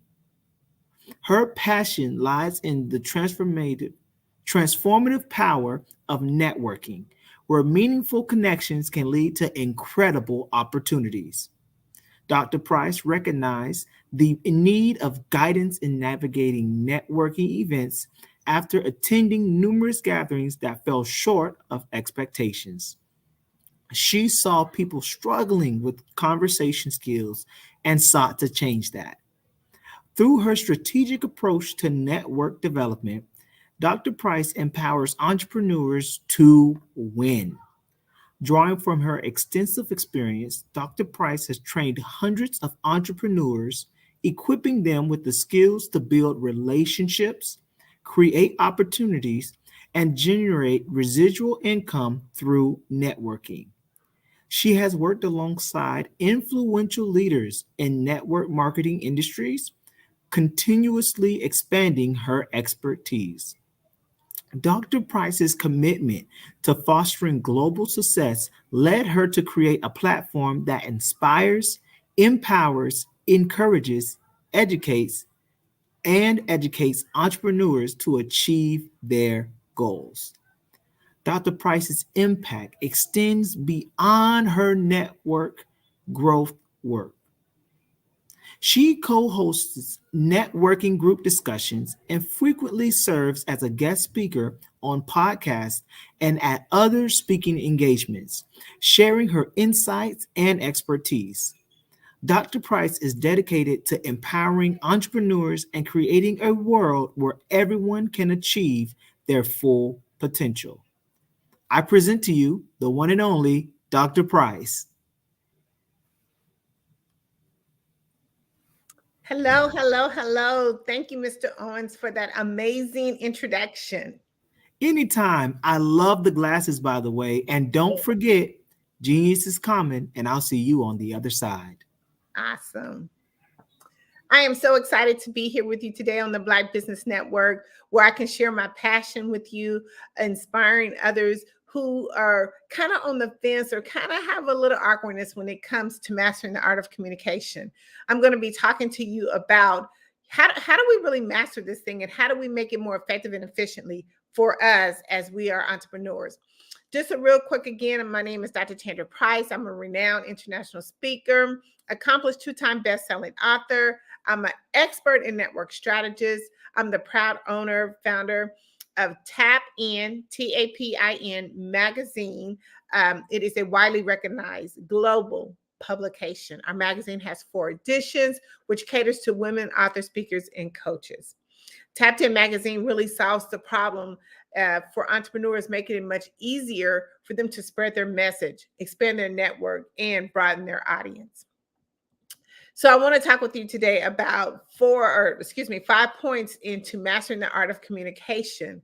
I want to start with talking about the best way to start a conversation. I know a lot of times, as entrepreneurs and we're going to different networking events or we're meeting people, sometimes it can be a little bit awkward, but I'm going to give you some real quick strategies on what that looks like in mastering the art of communication and starting conversation. Secondly, we're going to talk about when is the best time to network. We want to make sure that we're always networking at every point that we can in order to generate new clients and new prospects. Third, we're going to talk about a plan. We can't do business without having a plan. That's kind of our GPS, our roadmap, and two, making sure that our business runs effectively and efficiently. Fourth, we're going to talk about how do we incorporate a platform, 810 million platform user that is free. How do we incorporate that and use that to the best of our ability? And lastly, I'm going to talk about how Tapped In magazine can help you reach your goals in mastering the art of communication. So I don't know if you're familiar or if you've ever really thought about this, but somewhere there's approximately every 2 minutes, there's somewhere, somehow a conversation is being engaged. That is probably something that we often overlook. We don't really think about it, but there's always a conversation that's happening every 2 minutes. And I'm going to kind of reveal to you on some of those platforms and strategies of where those conversations are taking place. And we really don't kind of think about it because it's something that just happens all the time. You know, some of the main conversations that take place is on our local television station. I mean, they are actually communicating. I always think when you talk about a mass communicating or sending a message, when you're doing it to a mass audience, you are actually communicating. That's a conversation that you're having. But I want to look at some other platforms that are some popular platforms that we use on a daily basis that actually are forms of communication. So we have our Facebook, which a lot of users use that around the world. We have via the telephone, which we all have those handy dandy phones that we carry in our hand with us on a daily basis. We have video chat, similar to what we're doing right now. We have messaging apps. There's tons of messaging apps where you're actually sending your message out. People are communicating with you. Even in a bot situation, there's always some type of form of communication that is happening. We have team chat. Team chat, a lot of corporations use that in making sure that they can spread the message throughout their organization in a much more effective and efficient way. Instagram, which is another popular format that we use in order to communicate our messages, videos, and things of that nature. Twitter, Skype, we have Google Meet, we have Teams, we have Zoom, Slack. WhatsApp is a very popular platform or channel of communication, especially if you're trying to do international connections. And then we have streamlining. And of course, we have what we do right now, which is StreamYard.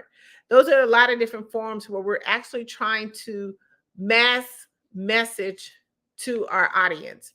And a lot of times we don't really think about it because it's just something that we use on a daily basis. But those are some forms or platforms that are popular that are used in order to get our message out much more effectively and efficiently. It used to be, you know, we used to have to do the dial-up system, and then we would try to connect with our prospects that way, or we would do print, which is still very popular today. But with these other tools that I just mentioned, or these other platforms, it's much faster, it's much quicker, it's much more effective. And we use those, but we want to make sure that we're mastering the art of communication and sending the right message to our clients, that they clearly understand what it is, what we do, and how we can help serve them and solve their problem. I want to take it a little, maybe just a different step, because I look at mastering the art of communication and networking. They're all kind of the same. You have to be able to communicate in order to network. You have to network in order to communicate. So I like to kind of use those both in the same format. Anytime you are trying to share information or insight in your expertise, you're either communicating to someone about that, or you're in a network setting environment. If you're a business owner and you sell any products, you're trying to tell a story, or even if you're trying to meet someone for the very first time, or if you even post anything on social media, again, you're sending out a mass message of communication, which is networking, and you're looking for someone to engage with you. You must ensure that you are sending your right message to your target audience that's clear and effective. They have to understand exactly what it is that you do and how you do it. But one of the things that I run across, even in my business and when I'm talking to people, or even when I'm training or teaching, they're like, oh my God, I'm so confused. Like, how do I start a conversation if I meet someone for the very first time, or if I'm in a network environment or setting? What do I say? So I'm going to give you like 10 quick, easy ways to start a conversation. It's something that we already do, but we don't really look at it like that. But I think we kind of get intimidated when it's actually time to put it into action. So the first way I want to talk about starting a conversation is just plainly just introduce yourself. Introduce yourself. My name is Tandra, Dr. Tandra Price. It's nice to meet you. Or if you're in a business setting, you always just, introduce yourself and shake your hand. Throw your hand out as a firm handshake in a professional business setting. But that is really the easiest way. A lot of times we just walk up to people and we can just say, hello, my name is Dr. Tandra Price. It's really easy. The second way is asking a question. A lot of times, if you're wanting to really start a conversation and engage, ask the question. It's going to prompt immediate response when you ask the question. Thirdly, we always want to seek advice or be helpful to someone. So always ask advice or someone's opinion. They love to give that. It's kind of their way of wanting to be able to help or share their expertise with you. People like to be helpful. So asking for their advice or opinion in specific matters really is a way to start a conversation or engage in that conversation. My favorite, which is the fourth one, is a compliment. You can never go wrong with giving someone a compliment and starting a conversation. I love to buy shoes. As a matter of fact, I was just buying some shoes the other day. I tried them on and I was like, oh my God, these look really cute. But unfortunately, the lady next to me was like, those look really nice on your feet. Those would be really cute with a black outfit. So that was just a way of how she started that conversation with me. And we started engaging, and that conversation took on a whole nother spin. And I was able to set up another one-on-one appointment with her. But it's just that easy. Just giving a compliment to someone. Fifth, making observations. Let's just pay attention to our observation, our environment around us. It is so easy to start a conversation. Being at, say, for example, at the gas pump and it's raining, you can talk to the next person that's across from you and be like, oh my God, this rain is just driving them crazy. I mean, like, it's a way to start talking about just the weather, because that's something that's around you. But making observations about your surrounding, it helps you, again, to generate that conversation, to ask questions, to get people talking. And then it leads to the next thing. They'll say, hey, by the way, what do you do? We could do that easily in a 15, 20-second conversation. The sixth way is using humor. Always is a cool way to break the ice. Is if you know of a joke, break the ice. Humor is the best way. It's like telling a joke. It's like, you're making yourself open to be more a way of a person to talk with. A lot of times when you go into different environments or you meet somebody for the first time, everybody kind of looks all stiff and kind of like this away. But if you can find a way to break humor with it, it makes everybody relax, calm. It makes the conversation flow so much better. 7 is storytelling. People love to tell their stories. They love to tell their stories. But here's the cool thing about when someone tells their story. You're now, by doing the listening factor, you can pick up so much about that person, and you can tell whether that person can be your potential client or not. Telling stories is the best way, because you're going to find out so much more about how you can service them. And if you can't service them, a referral is the best way. A referral is the best way. 8, show genuine interest. One thing when it comes to conversation and people are talking, and I know that we all have hidden agendas when it's time to start a conversation, or we're trying to get that sale, or we want to be able to do our pitch. If you show genuine interest to someone else who is talking, you are going to end up with a potential client. A person hates when you are trying to talk with them and you don't show interest or you don't care. That is only your agenda. So make sure that we're listening. Make sure that we're following up with them. When they're talking, like, nod our head. We all do that. Yep, nod our head, say, yeah, I totally understand. Something of that nature to let them know that you're paying attention. 9, share your experience.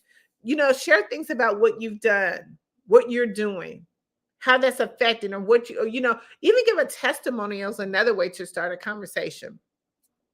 And our 10th one is just make sure that you're staying up on current topics. It's nothing more than not having a conversation about something that you're not really up on what's happening in your community or in the world. A lot of times, that plays such a big part in what we're doing when we're actually prospecting, because again, it goes back to, asking a person's opinion or asking someone's advice, what they think or what they do. But we have to know, just even in our industry, what is trending, what is new, what is the latest thing that's going on, so you could be able to be that one-stop shop when it comes to your prospect.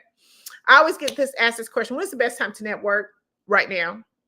Every day is an opportunity to network. Every day is an opportunity to meet someone new, to talk to someone, to share your information with, to be a service to someone. Whether you're at social gatherings, whether you're at a conference or an expo or professional organizations, even online. Again, we're sending those mass messages online on those platforms that I mentioned to you. After a presentation, doing a one-on-one meeting, in between sessions, anytime is an opportunity right now, and it's the time to networking. Let me tell you, when you're able to actually master the art of communication, it comes with so many numerous of benefits. One, you can enhance your negotiation. It helps you to be able to negotiate better opportunities. See, because when we're actually trying to master the art of networking, we're learning as we go. We're learning what other people are doing. We're kind of getting an understanding of how they approach people, what their sales process is. It helps you to enhance your own networking. Your negotiation. It helps you to build trust. Building trust is another important factor when it comes to mastering art of communication. Over time, you want to be able to build the trust with the potential clients that you're trying to get. Successful networking helps you to engage with others confidently. So a lot of times when we're doing networking, and sometimes of those who don't like to network or those who don't even like talking to people, but as you're actually mastering these techniques, it helps you to build that confidence to where you can be able to go and talk to someone without the scarcity mentality or thinking. You'll be able to just flow with your conversation. Another thing it helps in a benefit, it helps you to build stronger connections. When you're actually out there and you're mastering art of communication and they really understand clearly and effectively what you do, it helps you to start building those long-term relationships. Another thing, it helps you to build loyal supporters. When you're actually mastering the art, it helps you to build the supporters that you're building around you. Remember, we all have what I call our walking billboards. And those are our locals, our loyal supporters who believe and understand what we're doing, because what we've done or what we've been doing in our business has actually helped and affect and change their lives. So it's really important that when you're mastering these art of communication, that it's a way to help build some loyalty with your clients. But building long-term relationships is a process. When we're talking about mastering art of communication, it's nothing that just happens overnight. It requires time and effort. And it's an ongoing process.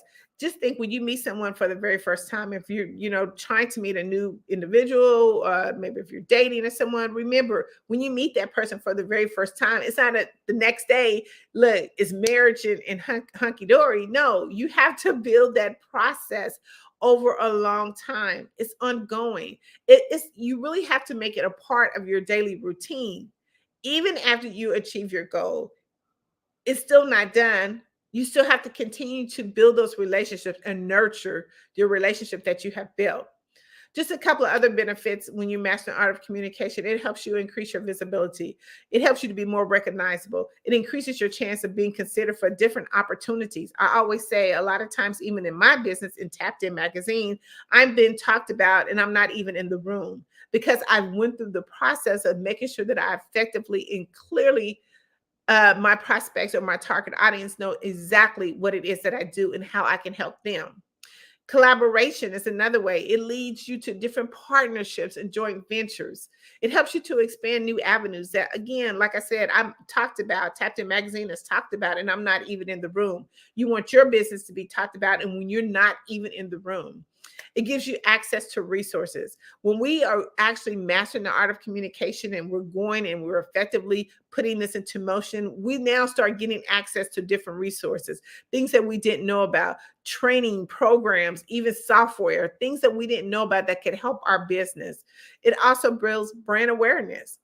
It helps us to be able to promote ourselves and businesses to a broader audience. It gives us access to decision makers. I always say, even with the networking or communication, when you are actually physically in the realm of networking, sometimes it gives you access to decision makers. It gives you access to resources and collaborations. But it also gives you access to trend industries because things are going on in different industries that we don't really know about. And because we're actually out there networking, communicating with other people, then it gives us a sense of, hey, what's latest? What's the latest news that's going on? How can that be a benefit to my business? How can I help that with my clients? And it helps you with business growth as well. I always say we have to have a plan. GPS, whenever you get in your car, you got to have a plan, right? It takes you to that destination. So even in mastering the art of communication, you have to have a plan. You have to have that GPS that's going to take you to where you want to go to help you achieve your goals. But I like to just kind of focus the plan on if you're going networking. I get a lot of information about people saying, look, networking doesn't work for me. You know why networking doesn't work for you? Because networking is not about selling. It's about building relationships. So you have to have a plan when you're actually in a networking environment, whether it's virtually or in person. So let's talk about a quick plan. You got to set a goal. What are your objectives when you actually are looking at going to a networking event virtually or in person? Are you seeking new clients, partnerships? You don't have to have a clear goal, and you have to stay focused on the goal when you're there. When you are looking at going to networking events, do the research. Research. I can't say enough. A lot of times we spend wasted time because we're not doing the research. Gather the information about the speakers. Look at the schedule. Look at the people who are attending. Identify key people that are going to be there and connect with them. It helps us to avoid the wasted time. Because a lot of times when we go to networking events and our ideal client is not even there, we have wasted a complete entire whole day. So let's make sure that we do the research. Prepare your introduction.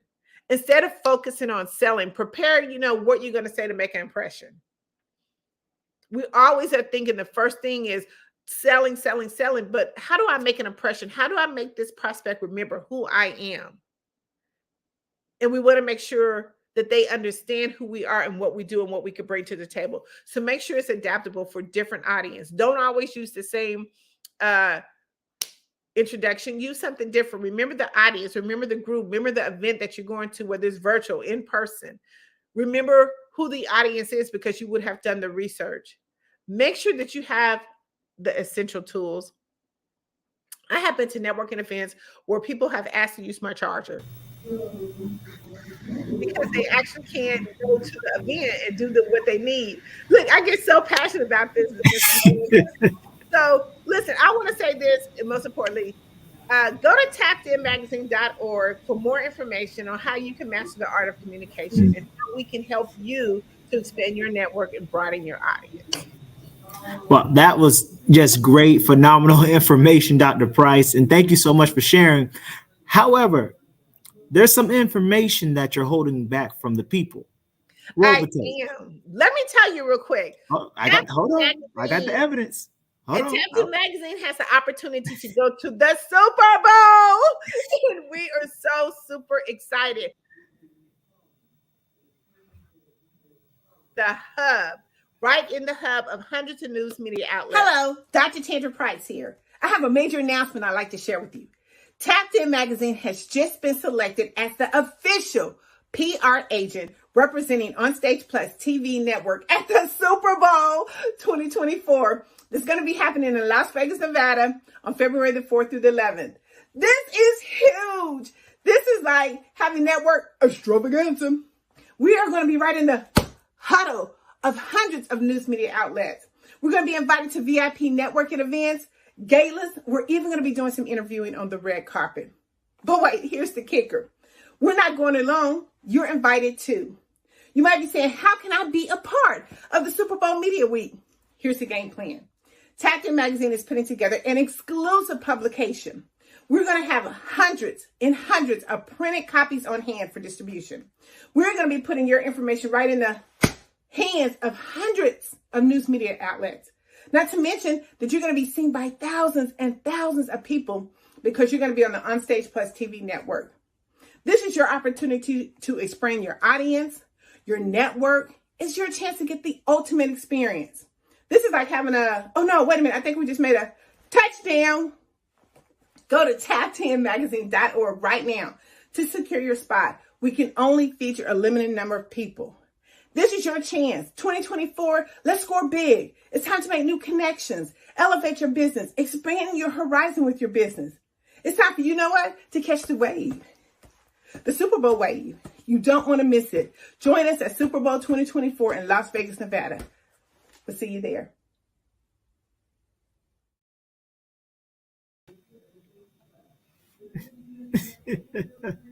Touchdown. Please tell the people a little bit about the program and how they can get involved. Yes, go to tappedinmagazine.org. Right now, we are taking a special edition to the Super Bowl in Las Vegas, where we're going to be actually handing your information directly into the hands of hundreds of news media outlets. This is where you have the best branding ever, is at the Super Bowl. Everyone is looking to see what the new innovative new products and services are. So you want to go to TAPIN, that's TAPIN magazine.org right now today to secure your spot. We only have a limited number of spots, and the deadline is Wednesday. I know it's short notice, but it is Wednesday. It's not too late to get in and to be Price here. I'd like to share with you. Tapped In Magazine has just been selected as the official PR agent representing On Stage Plus TV network at the Super Bowl. Wow. Well, Dr. Price, you exemplify why genius is common. And I had to look up the website myself. I'm about to sign up and get on it while I can. So I definitely recommend you all do too. And Dr. Price, please do not forget, genius is common. And I'll see you on the other side. Thank you so much. Have a great day. The Black Business Expo's mission is to raise funds for high school seniors going to college or K-12 entrepreneurs. The expo is a fundraiser for students. You may go to www.blackbusinessexpousa.com to donate to the scholarship fund, or you can donate at Cash App $BBXUSA. Again, Cash App is $BBXUSA. Our goal is to give laptops and up to $5,000 to 10 students. Students can register online at www.blackbusinessexpousa.com. Every dollar counts, so we want to remind you to donate to the scholarship fund. We want to thank our Black Business Expo USA sponsors of January 2024, NC 100, Moody Capital Partners, Suede Soul, Lotus Ritchie Coaching and Training, Carolina, Virginia Minority Supplier Development Council, Step Management, BHS and Associates, Margie McLean Foundation, Inc., Genius is Common, Earth Essentials, Marlene Shania Global, Executive Women's Success Institute, The Quality Coaching Company, Superwoman Business Services, Creative Force Studios, Lee Entertainment, Artistic App Design, and Black Business Expo USA. And remember, genius is coming, and I'll see you on the other side.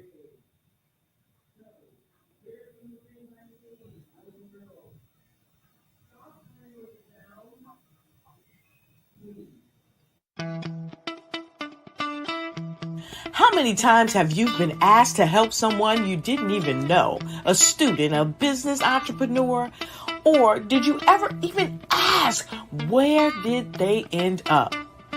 That business, that friend, that entrepreneur. Well, just maybe they ended up in a gang, bankrupt, homeless, or worse, dead. Maybe they turned to crime, drugs, and alcohol. Did you ever wonder? Did you destroy their dream, or was your life always so easy? At the Black Business Olympics, we started a movement to help students complete. Give them hope and foster success. Help them to leave their dreams of providing laptops, computers, and up to $5,000 in scholarship funds. Today, we ask you to help a student, a business owner, or an entrepreneur to realize their dream by sponsoring them, supporting them, and buying from them. Consider this. With $1.6 trillion in our Black community, we only ask for a small donation for our students, our businesses, and our entrepreneurs. And you can change a life today. So I ask you, what are you going to do? Sit on the sideline and watch our students in high school be leaders, miss out on their dream from lack of resources? Or are you going to donate to the movement and change their future and yours as well? Give us a call today at 919-308-9090. Change their life by investing with action to the Black Business Olympic Fund. The Black Business Olympics, one of the largest business showcases of Black business in the history of the world.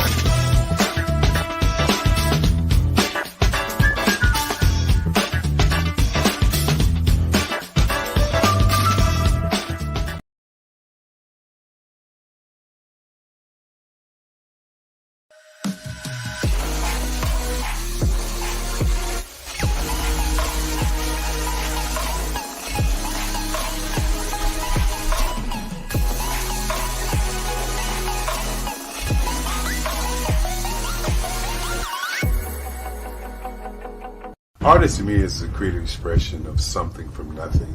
You know, it explodes onto the canvas, or it explodes on in my work. One of the things that I try to do more than anything is I try to just give the lines and the movements and emotions and expressions into to what I do. Art really means to me a chance to express how I feel deep down inside. Most of my art begins as a thought that I might have, you know, whether it's sports, whether it's history, whether it's a woman or a man. It pretty much starts as an idea of thought before I get into the actual image of what I'm going to draw. I do a lot of historical pieces. I was a history minor in college, and I love to do history pieces. And a lot of times I'm thinking about history, and then I try to make that history impact you as you look at it. That's one of the reasons I do pictures so large. People ask me, why do I do the pictures so big? And I tell them, I want the piece to impact them as they're looking at it, to kind of dominate them, dominate their space. And most of my pieces I try to do off page. I don't try to do anything that's going to be in those four corners or in a square. And I want your imagination to be a part of the piece that you're looking at.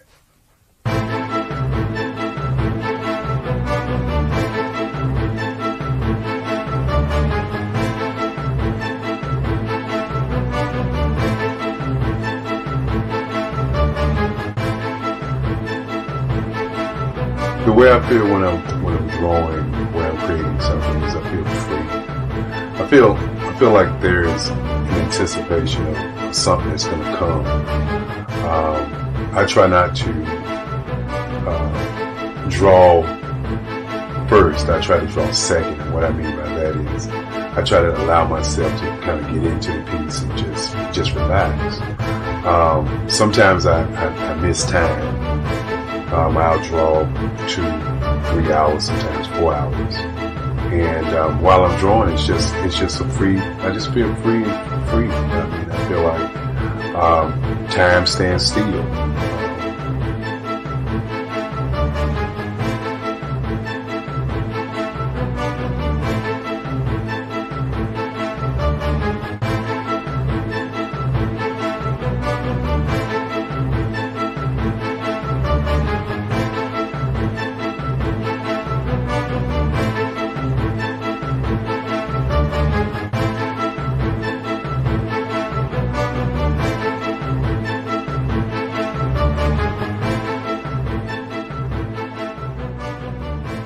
That's what it's all about in terms of the lines and the colors in my work, is to get an expression, to go deeper and past just what you see on the surface, but to go in and try to find an expression that everybody gets a different taste of what that expression is, whether it's anger or whether it's being happy or whether it's being, kind of calm or nonchalant.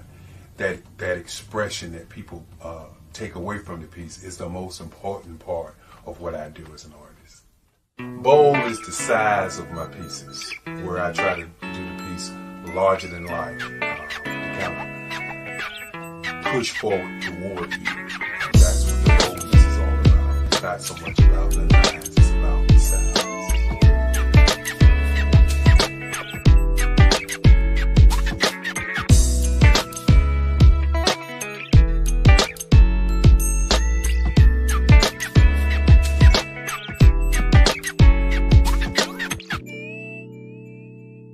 The Face of Change art show is inspired by my mother, but more importantly, it's a historical moment in time as the pieces depict different emotions and expressions of Barack Obama.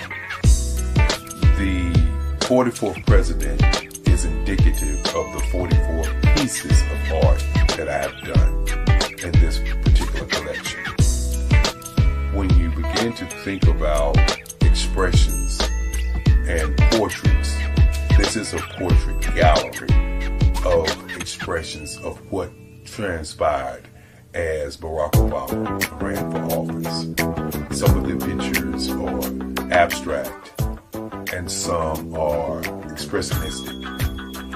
And I combine both of those forms of art to create this collection of art pieces.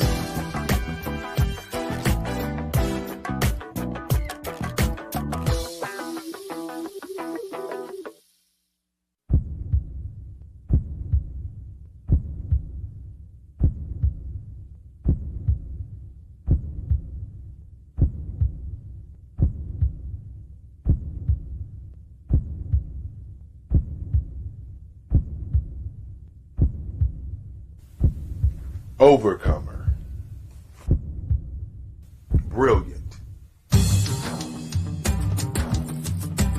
ambitious, motivated, awesome. Obama.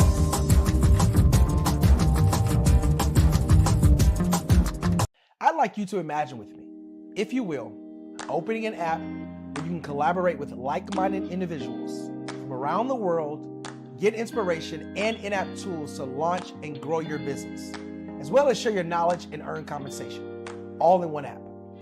Well, the name of that app is Truso, short for Truly Social. Hi, I'm Matthew Newman, the founder and CEO of Truso. A new concept in social media, Truso is designed from the ground up to be a platform that's both social and empowering for all its users. How exactly do we do that? I'm glad you asked. First, Truso brings the world together via video.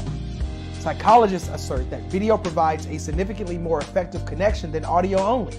When you enter a community on Truso, you're face-to-face.